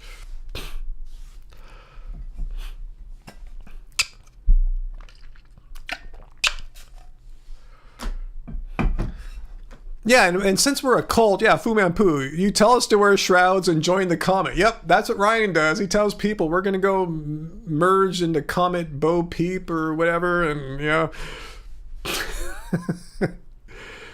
So, yeah, I'm sorry if I lose my cool a little bit, but it's frustrating week after week. Please, anti-vegans, if you're going to come here, show us that you have minor cognitive ability, at least sufficiently to construct a basic logical argument instead of throwing a poop on the wall. Vegans commit property damage. Vegans are evil. Vegans behave like a cult. Like, stick to one and argue it like your life depended on it. Give us the best argument you have. If you just keep throwing one-liners out that you heard from like Sverge or something like that, that's not gonna get it done. You're just repeating nonsense you heard.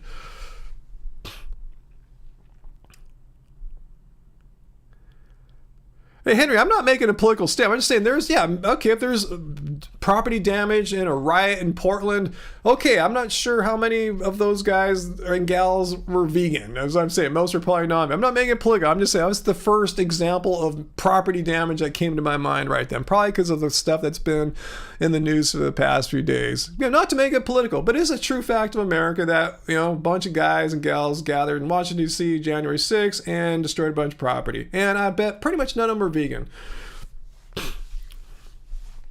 Was he booted?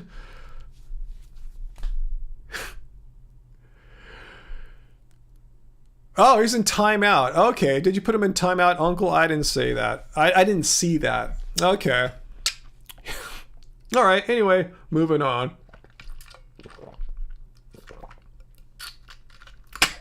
Ryan's squeaky water bottle.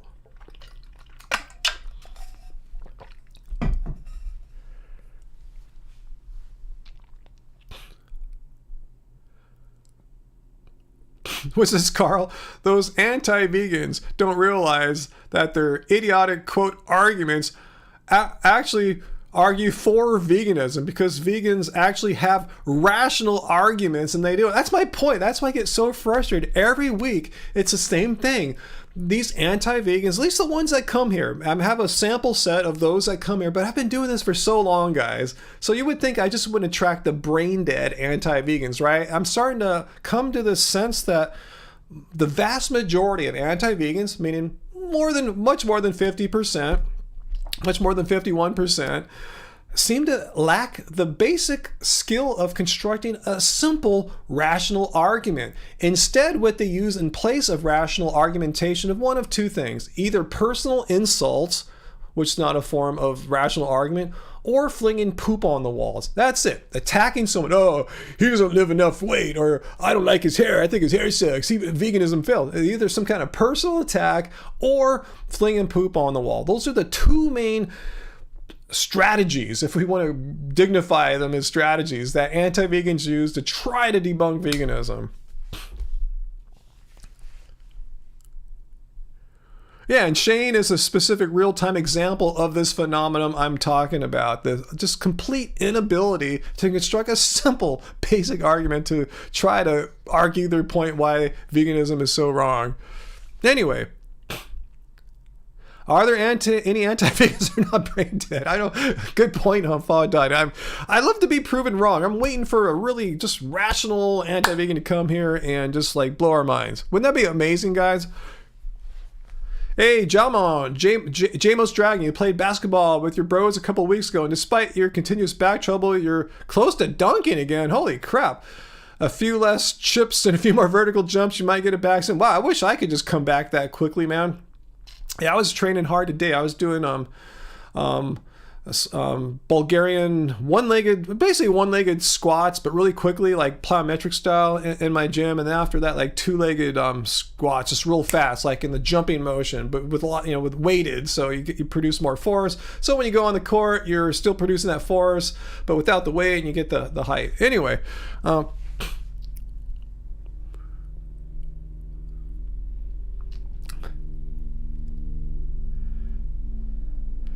Epsom salts. There isn't any way to debunk veganism. I mean, I have an open mind. Maybe we will see one day, but as we all know, nothing's really come that close yet.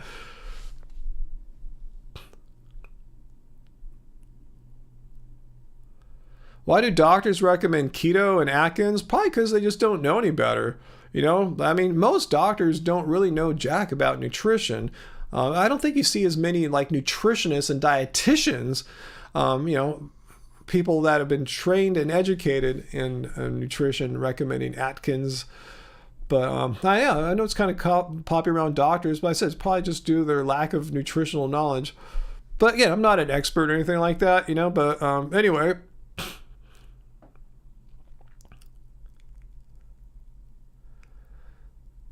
Let's see, what else is going on? What's everyone else doing on Father's Day, Sunday? I don't know. I actually might do a fatherly thing. I need to get like a blower for my yard. I just gotta blow crap out of here, So I might go get myself an electric, rechargeable leaf blower device thingy. I think they're on sale right now. But yeah, vegan women, vegans can do keto. I know many people have come on this live stream and asked me what I think of vegan keto because they're doing it themselves. So it's not like an either or, keto or vegan. You can do both if you really think it's that awesome. If some doctor really thinks you got to do keto. But what's anyone else doing on Father's Day? I no longer have a father. My dad passed away 2009. I have a stepfather now, so I'll give him a call on Sunday.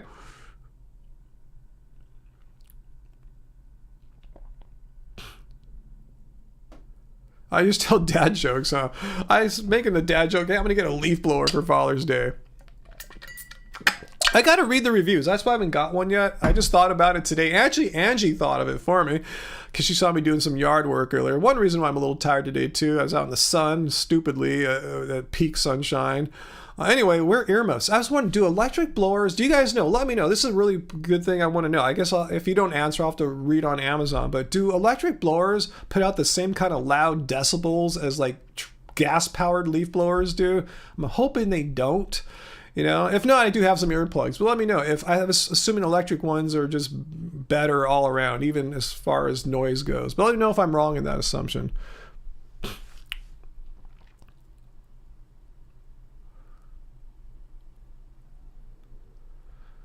George, you're going to eat Beyond Burgers and ice cream for Daddy Day. That sounds pretty cool.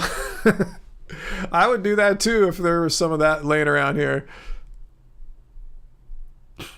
Oh man, Daniel, you lost your father too in 2009. Sorry to hear that as well. Yeah, it's a big deal. It's a big deal to lose a parent. Okay. Electric blowers are definitely a lot quieter. Cool. That was my suspicion, and thanks for confirming that. But I'll read some reviews online about them. But yeah, I do have earplugs for my musical ears. I actually have some professionally crafted earplugs. You know, ones that I got from an ear doctor, whatever they're called. It's been a long time. They've been took molds of my ear, and yeah, they're really good. So if I really need to, I can wear those. But it sounds like I probably won't. I'm probably not going to be blowing for like 10 minutes or anything like that. Just a few bam, bam, bam, just get the stuff off, you know, and move on. But yeah, I do have to protect my ears. Being a musician, and I was exposed to a lot of loud music when I was younger, not just concerts, but I went to a lot of, like, you know, raves and stuff like that when I was younger.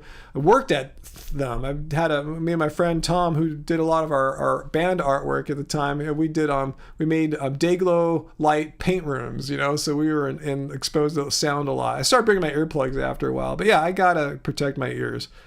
I don't have a big yard, Jesse. It's just kind of a messy yard. It's not like a typical, out here at least, a well-manicured yard with a perfect lawn. We pulled all our grass out. We just tried to put in drought-resistant plants because, you know, why waste all this water on plants, you know? But still, there's a lot of yard debris that builds up over time, and I think a blower would help out. Well, that sounds good. Cherry City Veg Fest. Wow, Cherry City. There must be some serious cherries there, huh?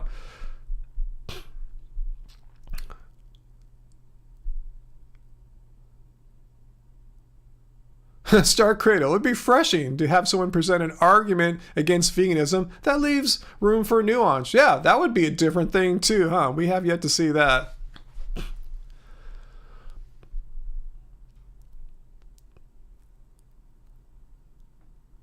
You wear earplugs, so you don't have to talk to people. Yeah, Angie likes those when she goes to her coffee place, you know. But people are oblivious. Like, she'll point at her earbuds, which are long and sticking out, and they'll still keep on talking. And, you know, it's like she's under no obligation to stop what she's doing and listen to some random person try to start a conversation.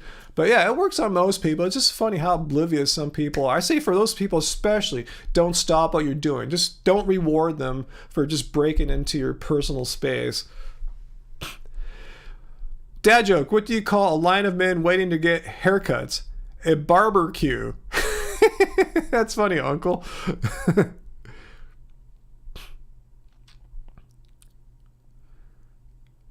Hey, Twisted Yoga Girl, I remember you. What can vegans eat to avoid added sugar to processed foods, starting to cause health issues for me? Your range of food choices are quickly drying up.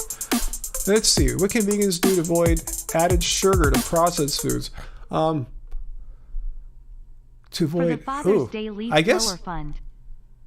Oh, thanks, Atomic Vegan. Thank you so much.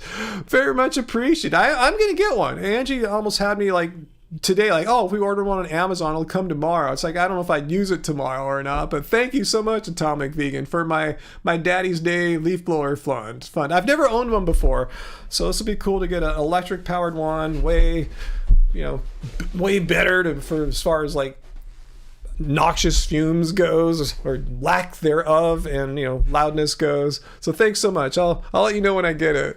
I'll look around tomorrow online so I can find. There's hopefully some good deals right now. Let's see. What's that question though?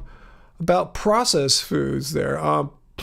Yeah, VLAM raises the obvious and how practical this is, but avoid processed food. And VLAM hardly eats any because they're so expensive. But that's probably the best way, is just to not be there. Like take an expression from, I think, Karate Kid, Mr. Miyagi. Best way to avoid a punch, no be there. Best way to avoid processed food, high sugar in processed food, is to avoid processed food as much as possible. And you'll probably have some other benefits as well, like feeling better, not having as many dense calories as far as weight issues goes. I'm not saying you have any or not, but it'd be probably easier to stay more cut and stuff like that if eating less processed food. But I'm sure you know that.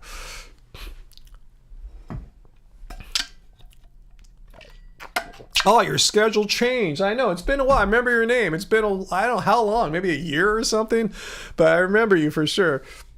But yeah, thank you so much, AJ. I will definitely get my leaf blower for Father's Day. I don't think I've ever gotten a Father's Day present before, but I am a father. I have two, fur babies who love me and depend on me all the time.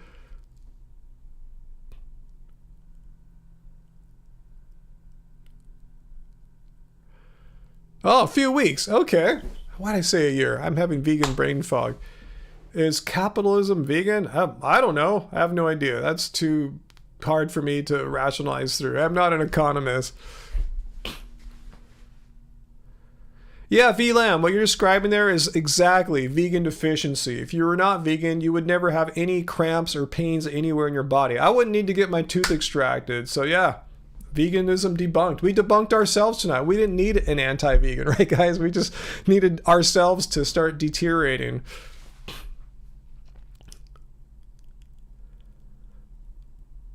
Let's see, what else have I missed here? 4 months till Boston Veg Fest. That sounds awesome, Heidi. Hell yeah.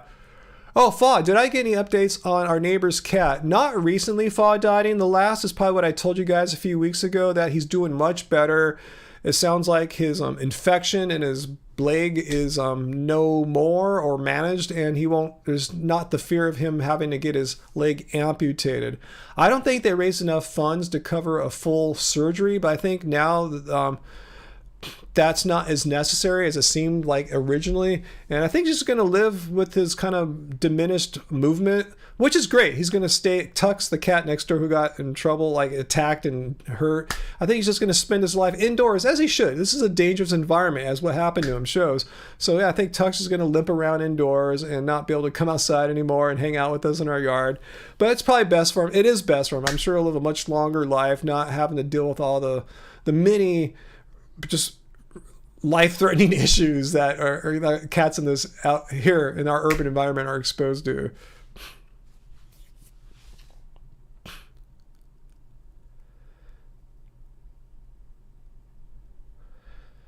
Vegan cheese sucks, DC. Some are good, some are bad. Like, I don't think Daiya cheese is all that good, but like Miyoko's cheese, that's as good as any non-dairy cheese. I mean, it's a like boutique cheese, you know. And there's other ones, you know, like Follow Your Heart and, you know, BioLife. You know, there's great vegan cheeses out there. I don't eat them all that often, but you know, I know there's good vegan cheeses.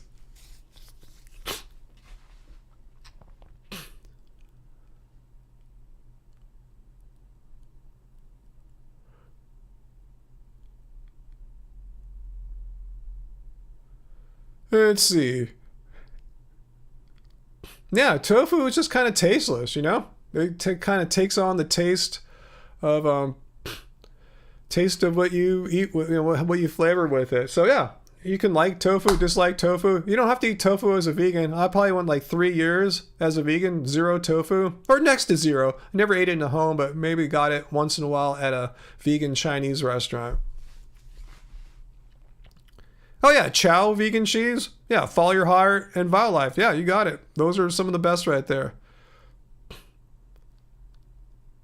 Stop marinating the tofu with rubbing alcohol. I don't think anyone's doing that. Hey, Vegan Vegeta, what's up?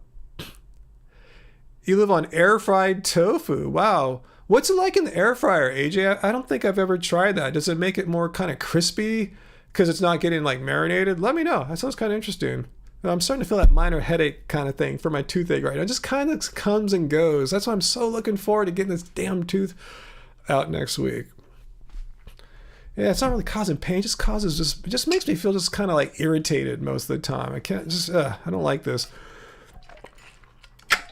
I'm going to feel just kind of like myself, which is already not awesome, but I'm already, you know, since I'm old and like tired from working out most of the time, I just want to feel like my normal self. Air fried tofu rocks. Chow is owned by slaughterhouses? I was not aware of that. Let me know what you know about that. Good question, Uncle Walt. I don't know. DC. I mean, some of us don't really worry too much about toxic chemicals and air fryers if that's what happens, you know. If it makes it easier to heat up some potatoes, I'm cool with it. It's not like I cook with an air fryer 24/7 or every day, as I'm saying, just once in a while.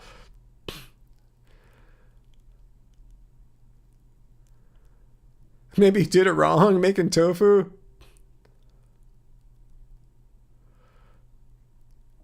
Okay, AJ Vintage is disagreeing about the toxic chemical claim of DCs. Yeah, whichever. I mean, if yeah, I'm not too worried about that.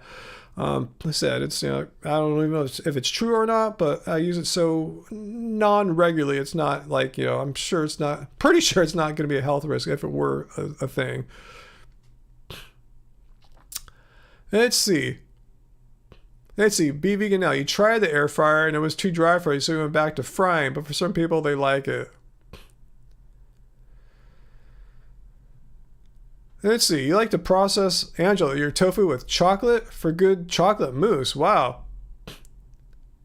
Bill is a cook for 35 years and loves cooking with tofu and tempeh. You guys are making me kind of hungry now. Tonight, we're going to have leftovers. I made khichdi last night during halftime of the Warriors-Celtics game. And we have another pretty big serving left for tonight. So when those live streams done, we'll probably have some of that. Unless we have burritos tonight and do the khichdi tomorrow. We'll see. But more likely than not, just stay home tonight.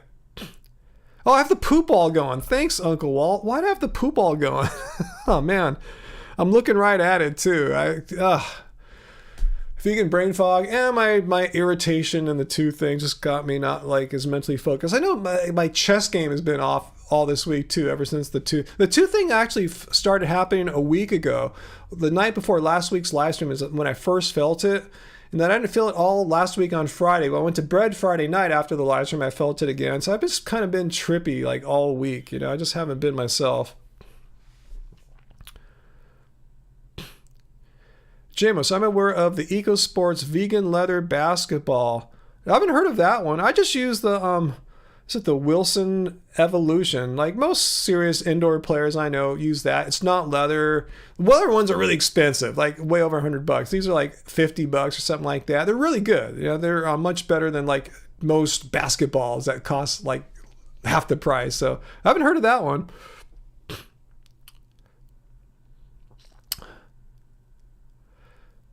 Let's see. No, it wasn't a cavity in H's workshop. It was just I was saying earlier, like when I first went vegan, like in 2010, around then is when I went back to the dentist again after not having gone for pretty much like 20 years, 15 years, something like that. I wasn't getting my teeth cleaned or anything like that. And basically I developed a gum cavity, or not cavity, pockets, receding gun line things, like greater than 5 millimeters. One was like 7 or 8 millimeters. Anyway, one went in 2015, and now the other one, the nerve died underneath the molar. These are bottom molars. These are problems I was well aware of, like around the time I went vegan. So veganism didn't cause it, in case VD or any others want to make a video. I mean, there's no way I could have gone vegan, and like a week or two later, when I went to the dentist, I had developed like 8 millimeter gum pockets. It just doesn't work like that. It takes a long time, years, decades of neglect, basically. So anyway, I knew when I got the one out a couple years or 5-6 years back, the other one's living on borrowed time, and now its time is over. So basically, I started feeling pain last week, and I didn't know what was going on. I go, wow, do I have a cavity? Because I was feeling weird stuff for the past like 6 months. Last time I went to the dentist, I had them check it out. They didn't take an x-ray, but he's looking all around and said, it looks perfect. So they finally took an x-ray when I went in last week on Tuesday, just a few days ago. The x-ray is perfect. Everything's fine. But then he started doing tests and determined the nerve underneath the tooth is dead. Doesn't feel any pain. Puts ice on it, nothing. The other teeth, I'm freaking out. He has this little electrical machine. It goes from a number from 1 to 64. He put it on a normal tooth. I started feeling stuff around 20. He put it on the tooth that's in question here. Went up to 64. The full range of electricity, the highest end. I didn't feel a thing. So yeah, the nerve died underneath the tooth. Even though the tooth looks fantastic, the x-ray looks perfect, but somehow something's wrong down there, so the tooth's got to come out. So yeah, looking forward to that, guys. That'll be fun next week. Oh yeah, I go to the dentist about twice a year nowadays because I need to get my teeth cleaned out to keep my gums healthy. Once you have like your gums attacked and they start receding a bit, you're pretty much screwed. Yeah, they can get healthier and improve somewhat, but they'll never get back to like 0 millimeter, like perfect. You're always gonna have some pockets there. So I need to, for my situation, I got to go back twice a year. Yep, every 6 months, George. That's pretty much how I roll. They want me to come in like every 4 months. I told them I'm paying for this out of my pocket, so you're lucky to get me twice a year. So that's my interval. Yeah, a lot of people my age don't have that much teeth, huh? A lot have dentures, but you have to be perfect. So if any of you anti-vegans are watching, yeah, just remember there's the people I go to my dentist for, like I said earlier, my dental assistant there that day when I went on Tuesday said she has 2 molars gone as well. She's not vegan. She's younger than me. So, this is the thing that happens to some people. It has nothing to do with being vegan or not. And I'm sure when I go to the oral surgeon to extract a tooth, I won't be one of many vegans that he's been working on all month, all year. I might be one of his first vegans of the year. Let's see. I don't eat 12 bananas a day. I don't think I ever had 12. Well, maybe I did, huh? But yeah, today I had 6 really large bananas in my smoothie after my workout. So that's still my preferred post-workout meal, is a big ass banana smoothie with some berries on top with the Clean Machine green protein. Yeah, AJ, during the pandemic, I wasn't going every 6 months. I think I went like a year without going. Fortunately, when I went back, everything was pretty cool. I was trying to take really, really good care of my teeth during that time. But yeah, twice a year is what I should be doing. I think most people would benefit from at least 1 trip a year just to get your teeth cleaned. Wow, Vian Moinen, wow, that's what happened to me. I didn't go for a long time. Maybe not quite as long as you, but close to that, and I got into trouble. But that doesn't happen to everyone. It has to do with your jaw structure and other things. And my dentist determined, yeah, mine is not a favorable one. Angie's bite and jaw way better as far as not causing long-term issues like I have. Again, it has nothing to do with being vegan. That is a genetic thing. Oh, it's not bad, Dusty. I still love bananas. I'm still saying I still have big banana smoothies every day. Uncle, you're doing 4 cleanings a year. Yeah, that's good. Yeah, you're staying on top of stuff then. Yeah, if mine were fully covered, I would go. I actually do. I have, in my health insurance, they do offer free dental, but not to my dentist. I have a really good, really, really good dentist. For my particular mouth needs, I need a good dentist. So that's the thing. I don't mind paying out of pocket for that, because it's just worth it. I wish they took our insurance, but they don't. It sucks, health insurance. Anyway, yeah, America.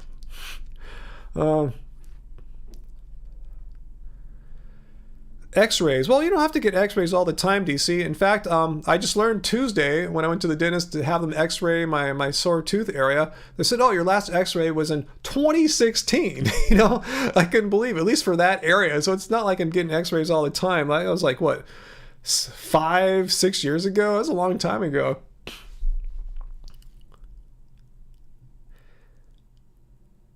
Enjoying the stream? That's cool. It's taken a different turn ever since we lost our poop wall people. But anyway, your dentist is a crappy guy. Sorry to hear. Yeah, mine's a sweet old dude. He really knows what he's doing.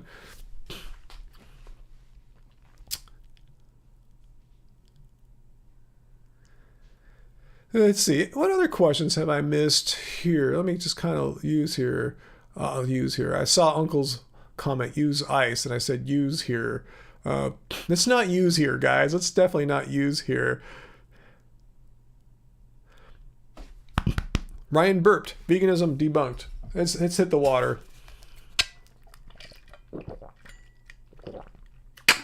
So anyway, yeah, guys. I was thinking about getting a haircut next week. I'm not sure now if I'll be up for it, So I'm just going to get my tooth extracted instead and worry about what to do with this crazy mess of a hair later on. This needs some shaping and restyling. Have I had mango fruit jerky? No. Like, where is that what it's called? Where do you get it at? It sounds cool. Is it too sweet though? I know like Angie eats these, we get them from Trader Joe's, those dried mango fruit things there. I try to avoid those. Those aren't good for my teeth situation. Dried fruit. That's one thing the oral hygienists have told me repeatedly over the years. Do not eat dried fruit. They cling to the teeth. Then they slowly decay like a slow release nutritional buffet for the bacteria that feed upon that. So that's my reasoning for avoiding dried fruit. Ex-King Felix, vegans do fart more than omnivores, beware. I guess. I don't think I fart any more now than I did before being vegan, but no, it's a long time ago. I don't have like the most vivid memories of my flatulence of pre-2010.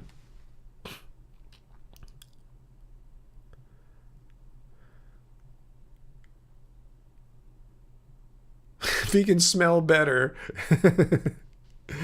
Got it from the grocery store.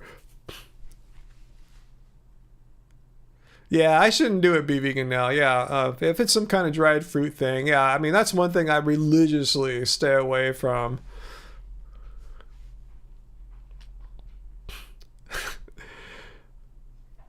Who knows, Peter? Who knows what anti-vegans are going to say, you know? You know, it depends what I do with it. I'm not sure exactly. You know, probably shave off some of this bit on the front and stuff. You know, it's just not coming out like I thought it would. It gets all wavy and curly too. I don't know. Anyway.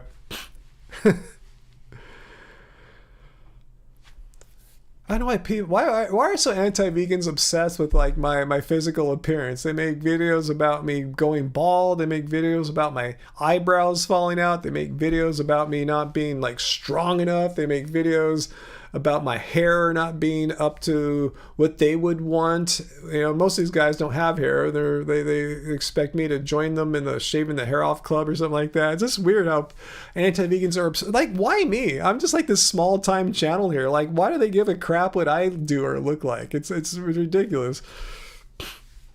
Oh, my beard. Yeah, I said if I grew that sucker back, it'd be all weird and white. It wouldn't look all that good. It'd be all kind of twisty and crookedy. You know, like those Fu Manchu, those old Chinese man beards. That's the kind of genetics I have. It's not a thick, like a European beard. It's a really thin Asian beard. And now it's the teeth. I know now they'll make a video about my teeth. Yeah, if you want to make a video about my teeth, maybe if anyone makes a video about my teeth, you got to explain how within like around the same time I went vegan is when I went back to the dentist. Why, like, how could, like, pretty much instantly going vegan, like, make my teeth go bad? They've been pretty much the same ever since I started going. In fact, they've improved since I've been taking better care of them. But anyway. Yeah, that's right, Bill. They have no legitimate arguments. Like I said, all they can do are personal attacks or fling poop on the wall. You know, so they'll make, like, the thing, like, again, why do people care what I do? I mean, who cares what my hair looks like? It looks like this, if it looks like this, or if it looks like this, I'm still the same dude, you know? It's like, well, who gives a crap? How does veganism change? What difference does it make? Yeah, you're right, be vegan now. And pretty much all these people attacking me aren't really like examples of beauty or anything like that, you know? It makes me appreciate what I got, and they're younger than me. But yeah, I don't think there's anything wrong with my physical appearance. I mean, I'm 54. I mean, I'm not going to look like I did when I was 44 or 34 or 24, but I think I look pretty good, you know? Most 54-year-old dudes, you know, are way worse off than me physically. I know, I see them. Most 54-year-old dudes are overweight or obese. You know, they don't have good blood tests. You know, they're not all that athletic. You know, they don't have hair like this. You know, so you know, what else? You know, I know I'm doing fine, but still, they demand perfection. They don't want me to age or anything. Like they think, you know, I should look like I did when I started the channel back in 2012. Yeah, the deterioration is instant. That'll be the argument, Falladati. And the teeth fall apart. If they fall apart instantly, how come I still have the problematic molar here, like, you know, like 11 years later, 11 and a half years later? But it's finally going to come out, though. What's up, Bill? You're 61, and other than your face, your body, your hair, your face, body, and hair, you look fine. Yeah, Jess, it is discouraging to learn that vegans actually age and stuff. Totally right. I don't know if it's jealousy. I don't know. I mean, it's easy to think that, Jen, but I actually think it's just they get off on it. Oh, let's just make fun of the vegan here. You're like, why? How does that make them any more right? Or maybe they don't even care about being right. They just think it's entertaining. Maybe they think they'll make some money, right? Oh, if I make some fun of a vegan, people want to see it, and I'll make some money. That's probably it, you know.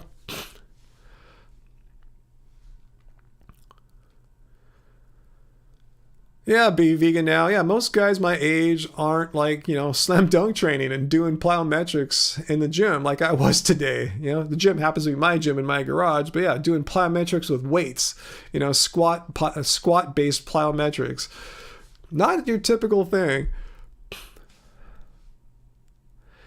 Yeah, beyond this, what does physical appearance have to do with ethics behind veganism? Absolutely nothing. Absolutely nothing. They just think, oh, let's make fun of this 54-year-old vegan guy and attempt to like discredit him or something so that no one will listen to him. And who's listening to me? We're a small channel. We're not like the world's big, we're not Earthling Ed or anything like that, or Mike the Vegan or a popular vegan doctor, name your favorite one. We're just a small time channel here. What do they get out of it? Like I said, maybe they get some views and that's their motivation. Yeah, Bob Hill, I saw the story. Yeah, heat, neglect, and yeah, them just the animal agriculture industry just being negligent in the treatment of their cows,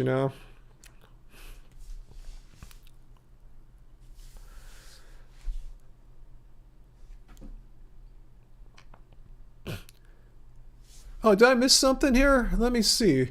Am I missing someone here? Let me see something here.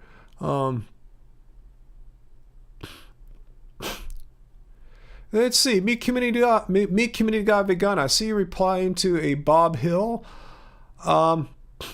Where is Bob's comment? Are you here, Bob? Did you have something to ask about veganism? Let me see. I'm trying to scroll to find your comment.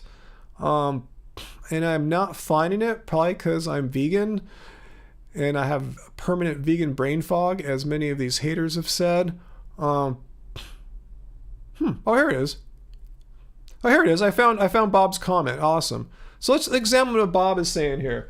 Bob, are you still here? We're going to put your comment up on the wall here and examine your I didn't notice all my talk there that we had someone trying to discredit veganism. So let's see what Bob says here. Bob Hill, need way more research to know if giving up meat is safe for everyone.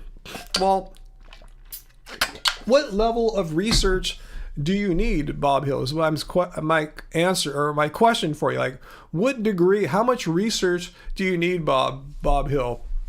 As me Community God Vegana said, this is not a matter of speculation or an area that needs more research. This is something that's already been looked into. Many health organizations, groups of thousands, hundreds or thousands of health professionals, organizations have looked at the relevant recent scientific research and formulated positions, either official position papers or position statements about the healthfulness or lack thereof of eating a completely meat-free diet. And the consensus is pretty universal on this matter. It's not really up for much debate. For instance, here, wrong browser once again. Let's check out the opinions of the Dietitians of Canada, British National Health Service, British Nutrition Foundation, the Dietitians Association of Australia, so on. Pretty much saying the same thing, that a well-planned vegan diet meets your nutritional needs. British National Health Service, with good planning and an understanding of what makes up a healthy, balanced vegan diet, you can get all the nutrients your body needs. And here's an official statement from the Academy of Nutrition and Dietetics. And their position is that, and again, this is a position paper. And again, this is after having read the most recent and most relevant scientific research. I can show you this is just the abstract. I can show you the entire article. There are approximately 100 studies and government sources in their research section, their references section. So they're not just pulling this out of their butts. They're putting the reputation of the organization on the line here, Bob. And it says that appropriately planned vegan diets are healthful and nutritionally adequate, and they are appropriate for all stages of the life cycle. It doesn't matter if you're pregnant or inside the womb as a non-birth human yet. You could be an infant, childhood, adolescence, older adulthood. The whole lifespan of people is covered here. So what is your point how we don't have enough research yet? And again, that was after having reviewed the scientific research That is the conclusion that they made. So we're I'm just kind of curious, Bob, what are you saying here? We need way more research. How much more research do we need exactly? And then again, these are not just opinions of individuals. You can find any one person or two persons making a Facebook group and making their opinions known. But then again, contrast that with the opinion of organizations of health professionals like these. These are large bodies of health professionals. The Academy of Nutrition and Dietetics, I thought there were membership numbers in the tens of thousands. Anyway, Bob, please tell us, why is this not sufficient for you? Or were you maybe not aware?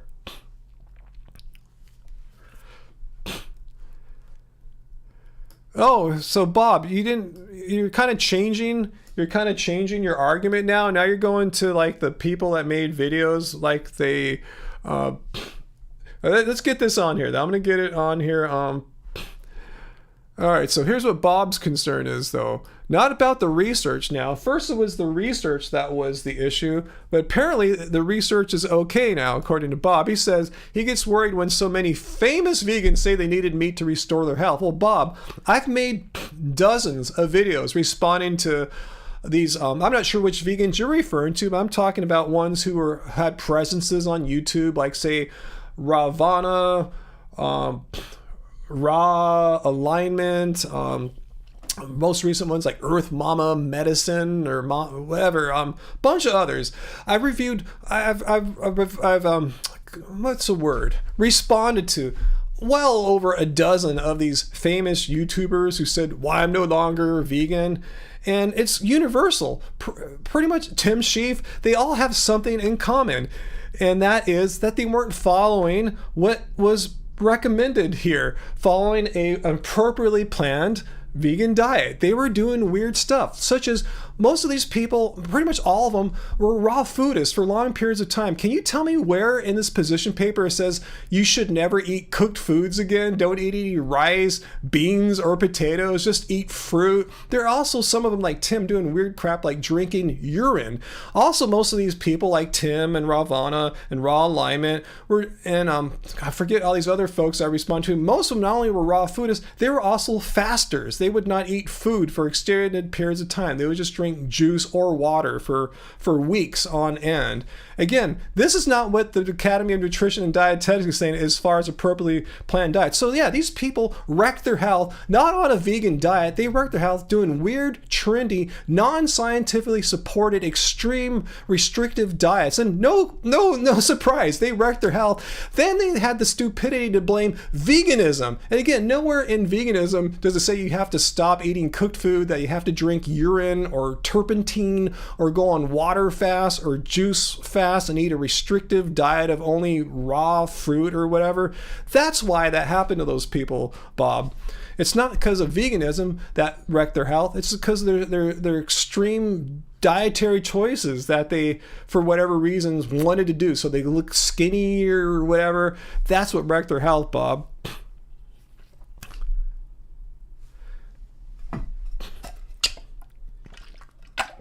Oh, I responded about John Venus too. I've covered John Venus too. That's what you're talking about. The bodybuilder whose brother is a doctor. I'm not sure what John Venus has said lately, but I remember his big video from like 2-3 years ago why he's no longer vegan. The strongest argument he gave is that his health wasn't bad. He just wasn't sure what the most optimal health diet in the world was. There is no such thing. It's like, what is the best diet in the universe? And he was worried that maybe his kid wouldn't be able to be vegan, despite the evidence saying that appropriately planned vegan diets are nutritionally adequate for people in all stages of life. So I don't remember anything about John's health getting wrecked. I don't remember him stating he went raw and fasted and wrecked his health or anything like that.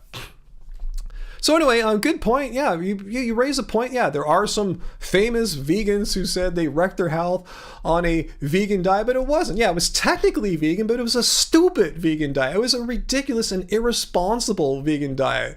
Not eating cooked food, starving yourself, eating insufficient calories, in some cases drinking urine and stuff like this. These are ridiculous choices. And you would find no vegan medical doctors or organizations of health professionals recommending that an appropriately planned vegan diet restricts all cooked food and you should just juice and eat fruit.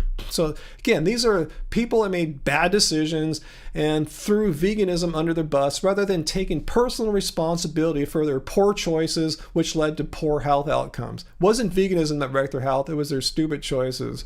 It's funny, I've been like these people that quit being vegan, I'm older than them. I was at the time they quit, I was vegan longer than they have. I'm still longer term vegan now than ever before, obviously. How come my health isn't wrecked, Bob? What's up with that? How come these people that like did all these crazy things, no surprise, they wrecked their health and they're no longer vegan, but someone like myself, much older than them, and vegan much longer. How come I have such wonderful blood tests, Bob? How come my health isn't wrecked? How come I have great athleticism in my 50s, great health? Can you explain that? Well, I can, because I didn't do stupid stuff like these people I've been talking about did.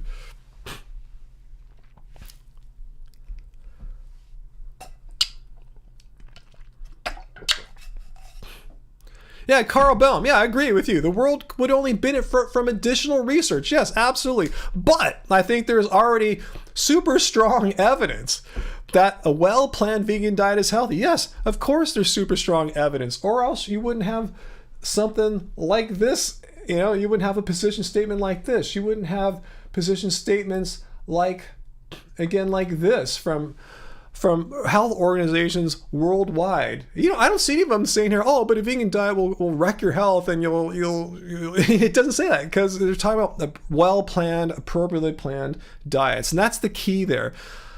Pretty much all these people that made videos, well, I'm no longer vegan, weren't doing sensible diets like what is being suggested here. They're doing weird, crazy stuff that they heard from like discredited chiropractors turned nutritionists.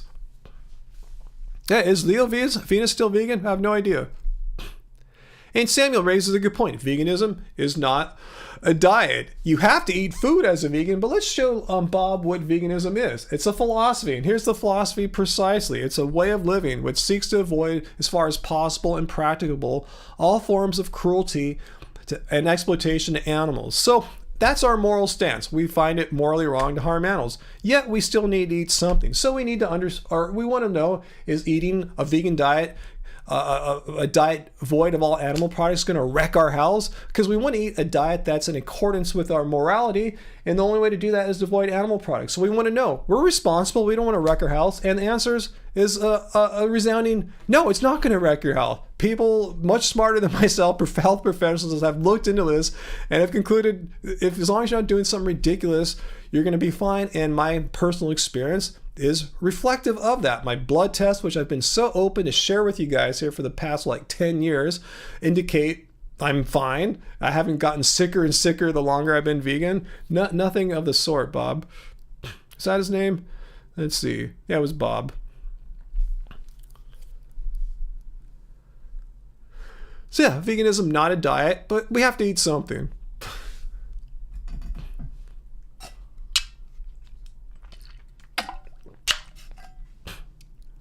Where's Bob now? Bob's gone, huh? He just comes and throws us on the wall, and that's it?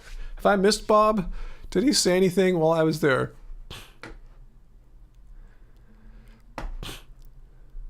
Oh, he's back. Okay. All right, let's put your comment back up here, Bob. You're just kind of going all around in circles. We're still not seeing an argument, but let's try. Oh gosh, too much. I gotta get rid of your first question here.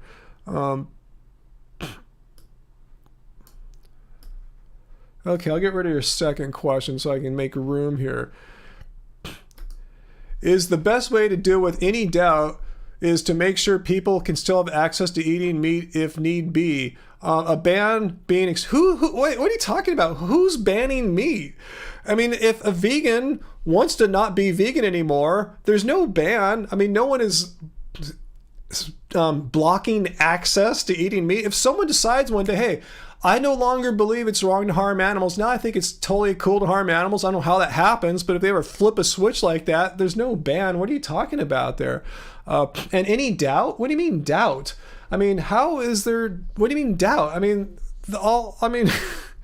There's not much doubt. Just because you doubt the findings of these health organizations around the world who have analyzed, unlike yourself, Bob, who've analyzed, reviewed, and came to conclusions about the healthful nutritional adequacy of plant-based diets based on the relevant research, there is not any doubt. I don't know how they could see it more clearly. Do you see any doubt in these statements? Do you see any doubt in the position of the Academy of Nutrition and Dietetics? Do you see them equivocating or kind of wavering in their wording here? No, they make it very clear that there is no doubt. Just because you might have doubt doesn't mean that their findings are somehow doubted. You just don't believe them, and that's on you. You know, if you don't believe them, fine. But that doesn't mean that their findings are somehow not to be trusted or they're lacking scientific credibility.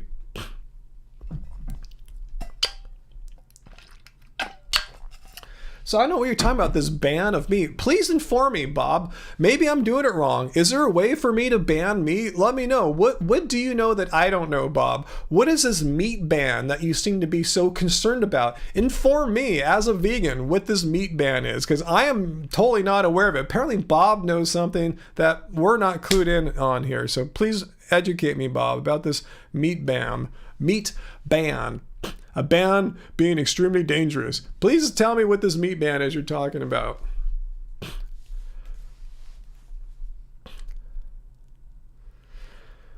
So as we await for Bob, let's see what else did I miss here. Vegan produce clerk, Dylan. Hey there, happy, healthy Ryan. Hope all is well with you and Angie. Thank you. Thank you so much, Dylan.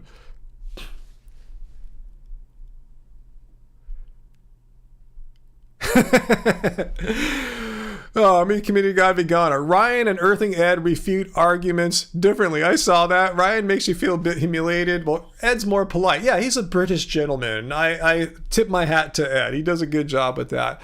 I'm just flabbergasted by these horrible arguments I see. And the philosopher, the trained philosopher, that's what I got my undergrad degree in grad school in philosophy. It's just, I just get frustrated when I see such nonsense.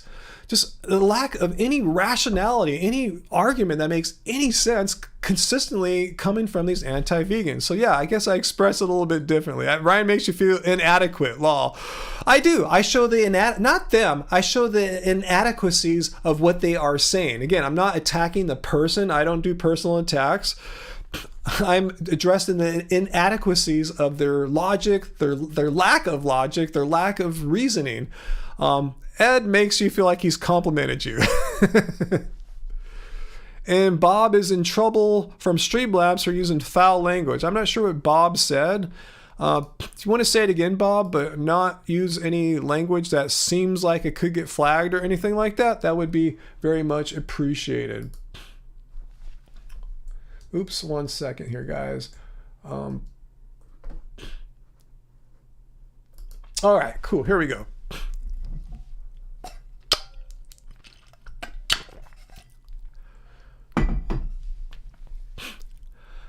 All right, let's see. Uncle, vegan, try it. You might like it. Yeah, it's not that bad. It doesn't suck being vegan. As our shirt says here, it definitely doesn't suck being vegan. I eat delicious, wonderful foods all the time.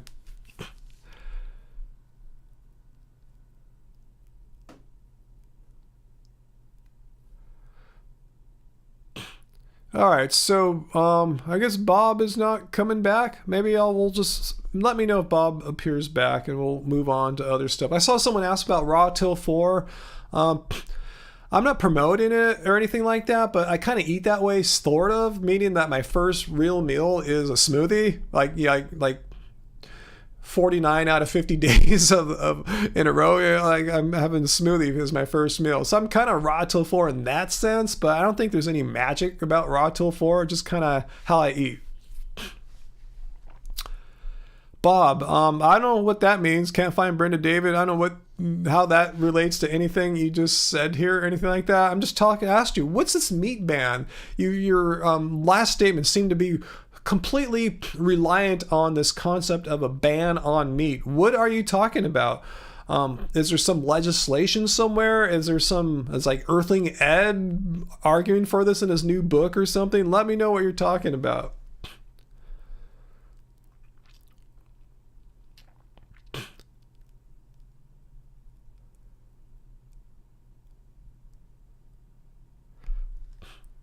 Hey, Diana Bananas, plant-based eating, fellow Happy Fam channel member. Thanks. Hello all, living a happy vegan life. It's so easy. Yeah, that's what I'm trying to tell Bob here, who's trying to like say veganism is so terrible and horrible and all that. It's like it's so easy. You don't have to like do anything weird or anything like that. Okay, here's something from Bob. Now, you're doing something I asked you guys not to do who are trying to debunk veganism. You're just flinging poop on the wall. Let me show you what I'm talking about, Bob. Look at the rules here. Rule number 3. That's the one that you need to worry about. When trying to, quote, debunk veganism, I'll only discuss one of your claims at a time. Don't bring up new claims. Don't throw poop on the walls. You will be timed out. Meaning, if you want to try to debunk veganism, bring one great argument, the one you think is going to debunk veganism. But you just throw this out there: oh, vegans are bad, and some vegans quit online. It's that these aren't arguments. You're just saying things. Put together a logical argument debunking veganism. So you're violating our rules here. But despite that, let's look at this last one here. Let's put it up here and see if this attacks veganism in any serious way. I doubt it. A lot of vegans, so vague. Again, I asked you guys, give me specifics. Tell me a person. Tell me something I did. A lot of vegans call eating meat murder, grape, and torture. I think you mean rape and torture. Falsely insinuating it is a crime. Well, they're describing what is happening to the animals. They are being killed, which can be described as murder. Yeah, murder typically doesn't apply to animals. It's in law. If you are a scholar of law, a legal scholar, you would know. Yeah, it's something that is a human-only concept. Doesn't apply to say like animals, but it's to refer to the fact that humans are intentionally. That's part of murder. You have to have intention, or else it's like second degree. Anyway, intentionally raising animals for slaughter. And in addition, when they bring animals into existence, they are forcibly impregnating animals, which is akin to raping an animal. It's, maybe it's not quite the same because of legal technicalities, but it's the same thing. If you don't like murder, call it killing, call it slaughter, because that's truly what it is, slaughter. If you don't like rape, say it what it really is: forced impregnation. If you don't like torture, let's see what we can find as an analog to that one. Exploitation. So if you don't like the language, all right, tough crap. There's other words that can be used that are equally, if not even more so, accurate. So, again, you didn't debunk veganism. All you're saying is, I, Bob, feel uncomfortable when some vegans use some phrases in the describing of animal agriculture that make me uncomfortable. If you don't like that, okay, you're not the victim. Don't play fucking victim here, okay? The animals are the ones that are being exploited. The animals are the ones that are being harmed. The animals are the ones being forcibly impregnated, not you. All you're doing is complaining that some vegans sometimes use some words that you don't prefer. Tough crap, I have to just give you some tough love there, just tough crap, Oh boy, vegans use words I don't like sometimes. Anyway. So back to you guys. Sorry about dropping an F-bomb there. I'm sorry. I just get pissed off when I see people trying to they say they're the victim, not the 80 billion animals who are slaughtered every year. I didn't use the word murdered. 80 billion animals are slaughtered every year and live a miserable life being exploited their entire existence. But Bob is the victim because some vegans use the word rape instead of forced impregnation. Like, that minor thing is like your big quip against vegans, really.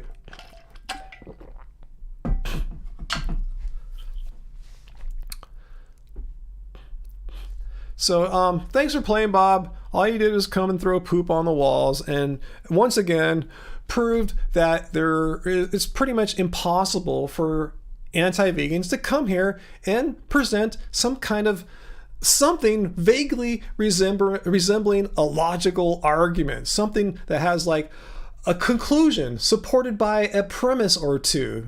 Premises are support for your conclusion. You just come and fling poop on the walls, and and then now you're playing victim. Oh, my little baby ears heard a word I didn't like, but I'm going to continue supporting industries that slaughter and exploit and forcibly impregnate animals, but I'm the victim because some vegan used the word rape in a context that I disagree with. Oh boy, so, I have no sympathy for you. I'm sorry.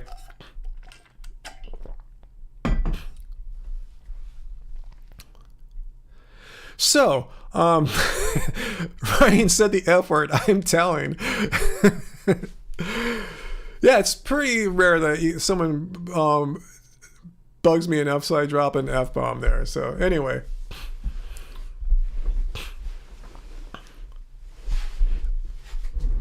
What's wrong with eating oysters? Why do you need to eat oysters for? Do vegans need to eat oysters? Let me know. Because I haven't had any oysters in 11 and a half years. I'm not dead yet.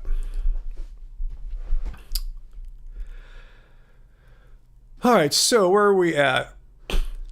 What's that? Diana Banana's plant-based eating. If it makes you uncomfortable, it makes you human.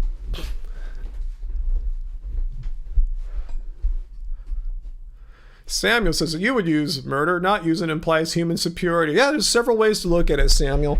I'm just saying, yeah, it's possible to have a discussion about the horrors that animals suffer in animal agriculture without using words that might trigger poor people like Bob, that's why that was my whole debate with vegan gains. It's not necessary to say like there's an animal holocaust. I mean, you can say that if you want to. I'm not denying vegan activists of being able to use that word. I'm saying you don't have to. Some words are just more sensitive or triggering, like murder and rape. So I tend to avoid those and say, yeah, I'll get to an even more technical and possibly more accurate description of what's going on, such as exploitation, forced impregnation, slaughter. You cannot deny it. Those are very accurate descriptions of what happens in animal agriculture.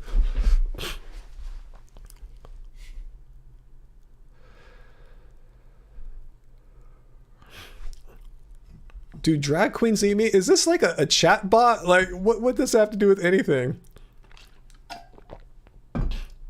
Oh, we've talked about bivalves. It's funny, like every 3 or so live streams, someone likes to come on and make an argument for bivalves. A troll. Do we even have time to deal with the bivalve thing right now? I just feel like not dealing with it right now. What's that? The Dusty Dud. Ryan, if a vegan diet did hurt your health and you had to eat animal products once a week to live, would you? Just an honest question. I'm not trying to hate on you. People have asked me this before, and I appreciate the thought experiment of that challenge there. To be completely honest with you, it's a thought experiment that is pretty much impossible for me to wrap my head around. Honestly, I can't imagine that a vegan diet is unhealthy.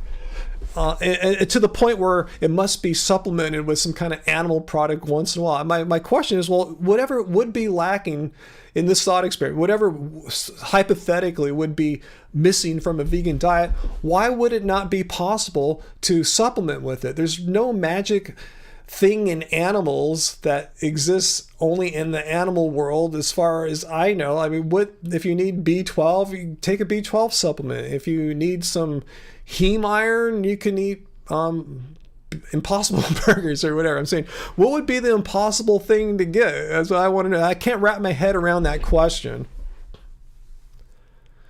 Gore baby, Ryan eats Pizza Hut when the cameras are off. No, it's funny. Angie and I were just talking about Pizza Hut the other day. We saw an ad on TV. It's gross. All this dead animal crap all over it. We're going, Pizza Hut's still around? Like, who eats at Pizza Hut, But I'll have a vegan pizza once in a while from Fourth Horseman in Long Beach. They make delicious vegan pizzas, but we haven't probably had more than 2 of those in the past, like maybe 4 months or so.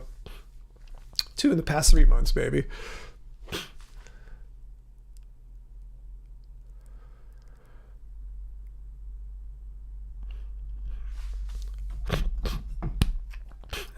Foul language, X King Felix. I don't know. Sometimes our chat bot picks up some words it doesn't like. I don't know. I didn't see it. What's up, Peter? They technically have vegan pizza at Pizza Hut? Cool.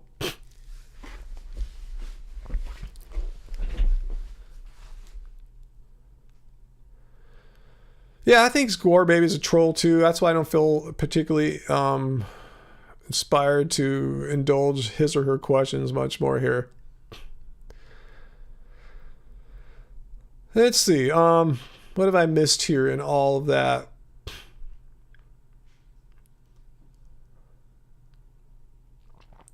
What's that mean, community odd? Most vegans identify as vegans. Yeah, that's true.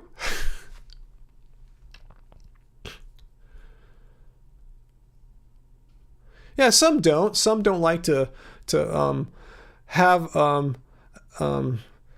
the baggage that they perceive comes along with vegan. Like some people think, oh, vegans go around and do all these horrible things like destroy property, like someone was arguing for tonight and stuff like that. Dan, I love the throwback on Instagram. Which one is that? Did Angie do a throwback on Instagram tonight? I didn't see it. I'll check it out.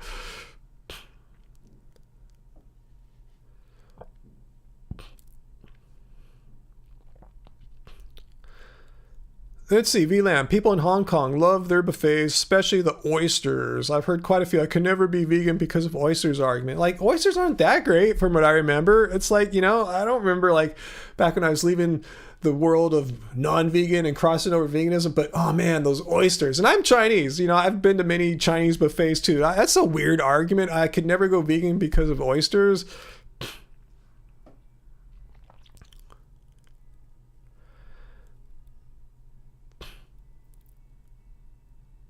Oh man, that's bad. WDW mommy ate a bit of cheesecake today and you knew it wasn't vegan, felt gross, disappointed in yourself. Not your fault. You should give hell to the person who vouched for it if they did, as not having any animal products in it.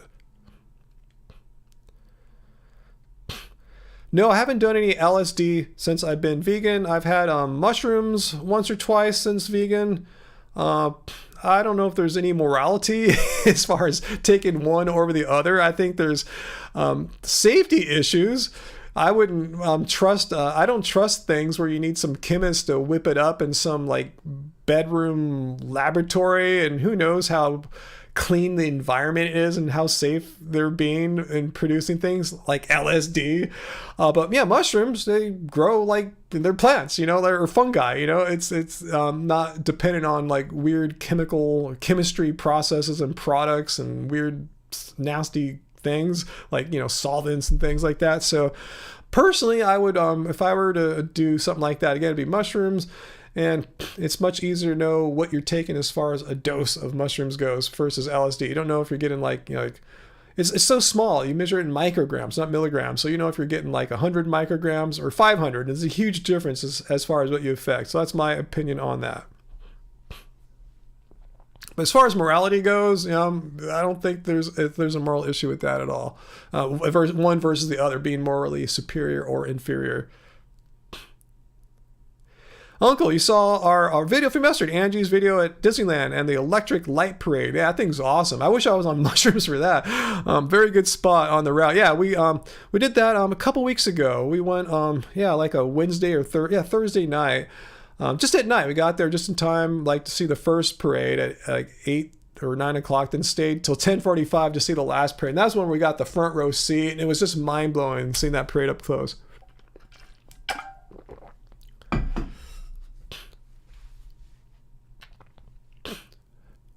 Let's stop talking about eating bivalves, okay? I'm gonna give my moderators full permission to time out eating bivalve stuff here. Let's just not even talk about it. Either pro or con. I don't care which side you're on. I'm just not in the mood to go down the bivalves thing right now.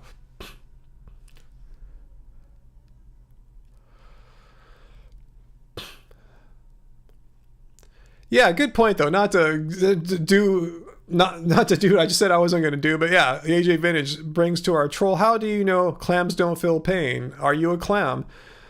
The thing is, let me just get to my point on bivalves. You don't need to eat bivalves. Yeah, they don't have brains and central nervous systems, but they do have nervous systems, and they have equipment that more advanced life has, like some kind of nervous system, like plants. So the point is, why, if you're going to be vegan and you are vegan because you don't want to harm sentient beings, it seems like they're more on the road to sentient than, say, a piece of kale has.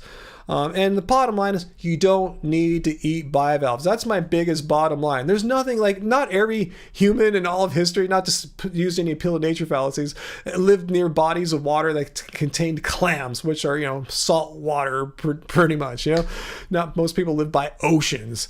You don't need to eat bivalves, be whether you're vegan or non-vegan. It's not like bivalves have an essential nutrient without which we would suffer. So since there's zero reason to eat bivalves, and the question, well, are they sentient or not? Well, since it's not necessary to eat them, why would I want to potentially eat a potentially sentient creature? So what's the whole point? Why risk eating a sentient creature when it's 100% not necessary? So again, that's the bivalve thing. We're done.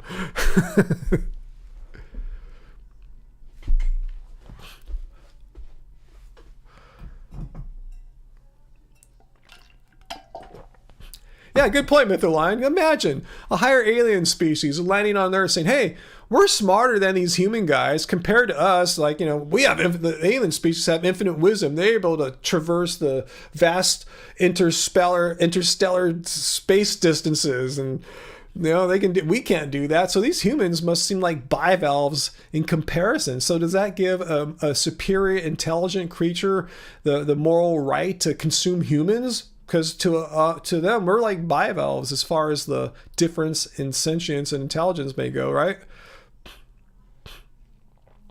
G-War, you don't have to eat oysters and you don't have to eat fake meat. So that's the bottom line. You don't have to eat either of those things to be a healthy vegan. There's no, and G-War, as I said earlier, we are done discussing bivalves. If you have something else you want to discuss, awesome. But from here on out, G-War, if you talk anything more about bivalves, you've been warned, as Uncle says, and there's no second warning from here on out, G-War. Just say anything regarding bivalves and it'll be hasta la vista, okay?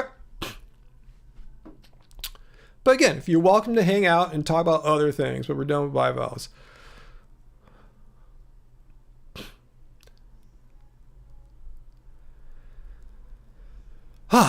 Anyway, all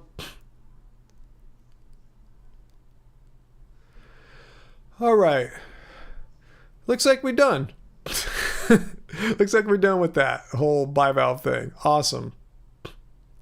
What's up, community? Nothing in the definition of vegans doesn't say anything about the actual feeling of pain.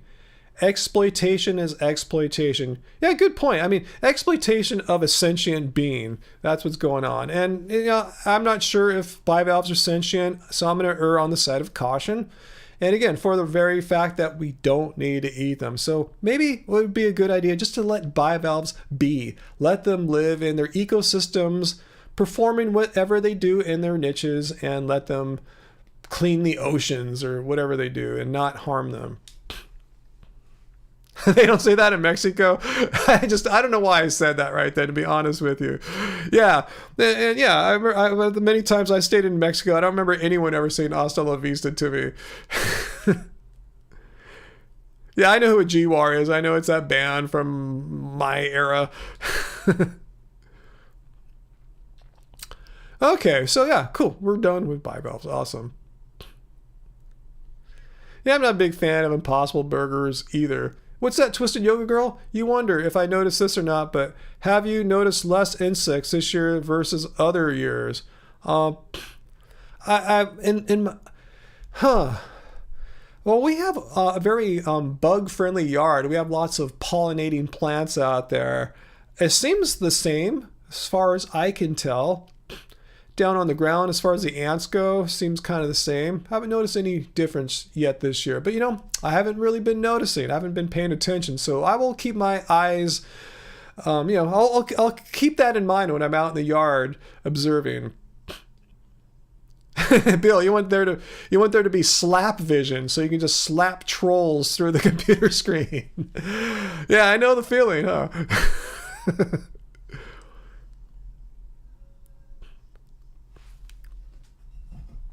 So what do you guys think?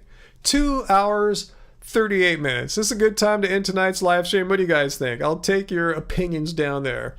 See if I should end or not. I'm starting to get a little bit hungry. Fortunately, my tooth/headache is good for the moment, but it just kind of comes and goes. That's why I'm so looking forward to getting this thing removed next week.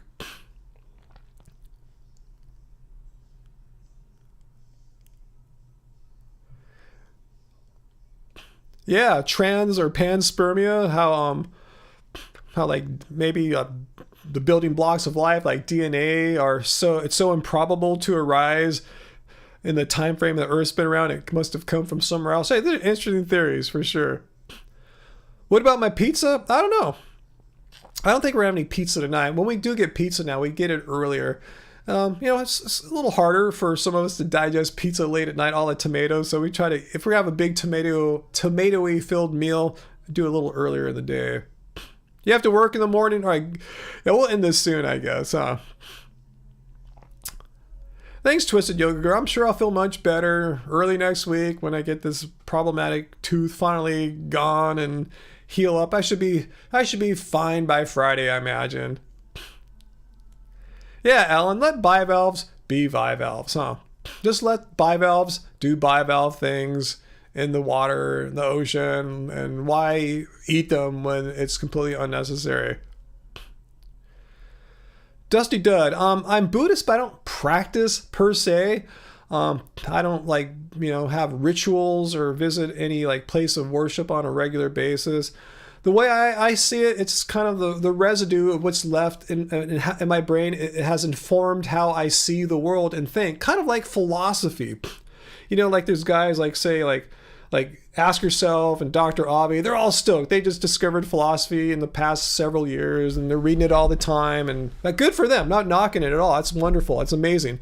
More people should. But for myself, that was when I was studying philosophy as an undergrad and a grad. That was my career in philosophy education started in the 1980s, ended in the early mid 1990s. But I haven't read much since then. I'm going to read some from time to time, but really it's what's left in my brain. It has created the way I look at the world. And same with Buddhism. It's just part of my way of seeing the world. Don't meditate daily. I wish I did. I have in the past, in recent past since I've had our channel, but no, I haven't been meditating a lot, much lately.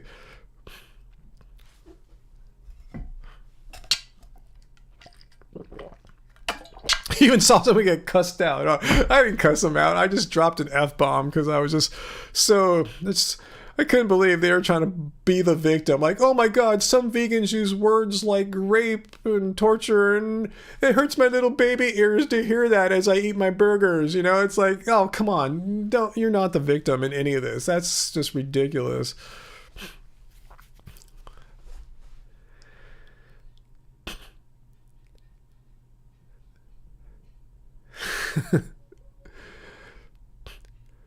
How I met Angie, we'll see that for another time, Shoe Vegan. That'll be a longer story than I wish to get into right now, since I'm on the verge of switching gears into having some kitchery leftovers.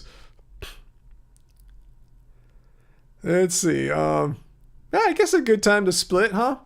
So see, anything I want to say to you guys before I leave you guys. I have every intention on being back Friday. Maybe next week, early next week, after I get my tooth out. Maybe I'll do a live stream later that day. We'll see. But yeah, again, any anti-vegans watching, it has nothing to do with veganism. If so, you're just making stuff up and wasting everyone's time. But yeah, good to see y'all. Thanks for once again making this a fun and lively live stream. You know, all the vegans and even the non-vegans who came and got on the poop wall. Today was a fun evening as always, but always good to see our fam, our happy fam, and all our regular viewers. It's a big part of my my mental health, staying healthy, you know, because I don't get out much these days, so it's always good to see, even in a virtual form, a text-based form, you know, fellow vegans and just positive-minded, positive-energied people. You know, I can sense that through the YouTube here, the chat. You know, I can get the good vibes from you guys. So thank you so much, and thanks for the best wishes on my tooth situation. Like I said, you'll probably see a less cranky Ryan next week. I probably won't drop any F-bombs because I'll feel better. So yeah, our live stream, the 24/7 live stream, will be back up anytime now. I finally got the technical situation sorted out. Basically, the web server I got to host the live stream, it's messed up. It's effed up somehow. So anyway, they gave me a new server. And it works fine now, so it's working good. I tested it all day yesterday, no problems, no errors. So I'll get that back up, and we'll get the California Vegan Adventures live stream back in full gear, 24/7, Happy Healthy Vegan TV. And let's see. Guess that's it, guys. Yeah, not too much else to tell you other than that. And doesn't suck being vegan. And get the shirt too if you guys want that as well. All right, guys. Much love, and I will see you guys really soon. So until next time, let's remain happy, healthy, vegan. Thanks to all the moderators too for doing all the good work of keeping our live stream nice and clean and, you know, troll minimized. All right, guys. Much love. See you guys soon. Bye-bye.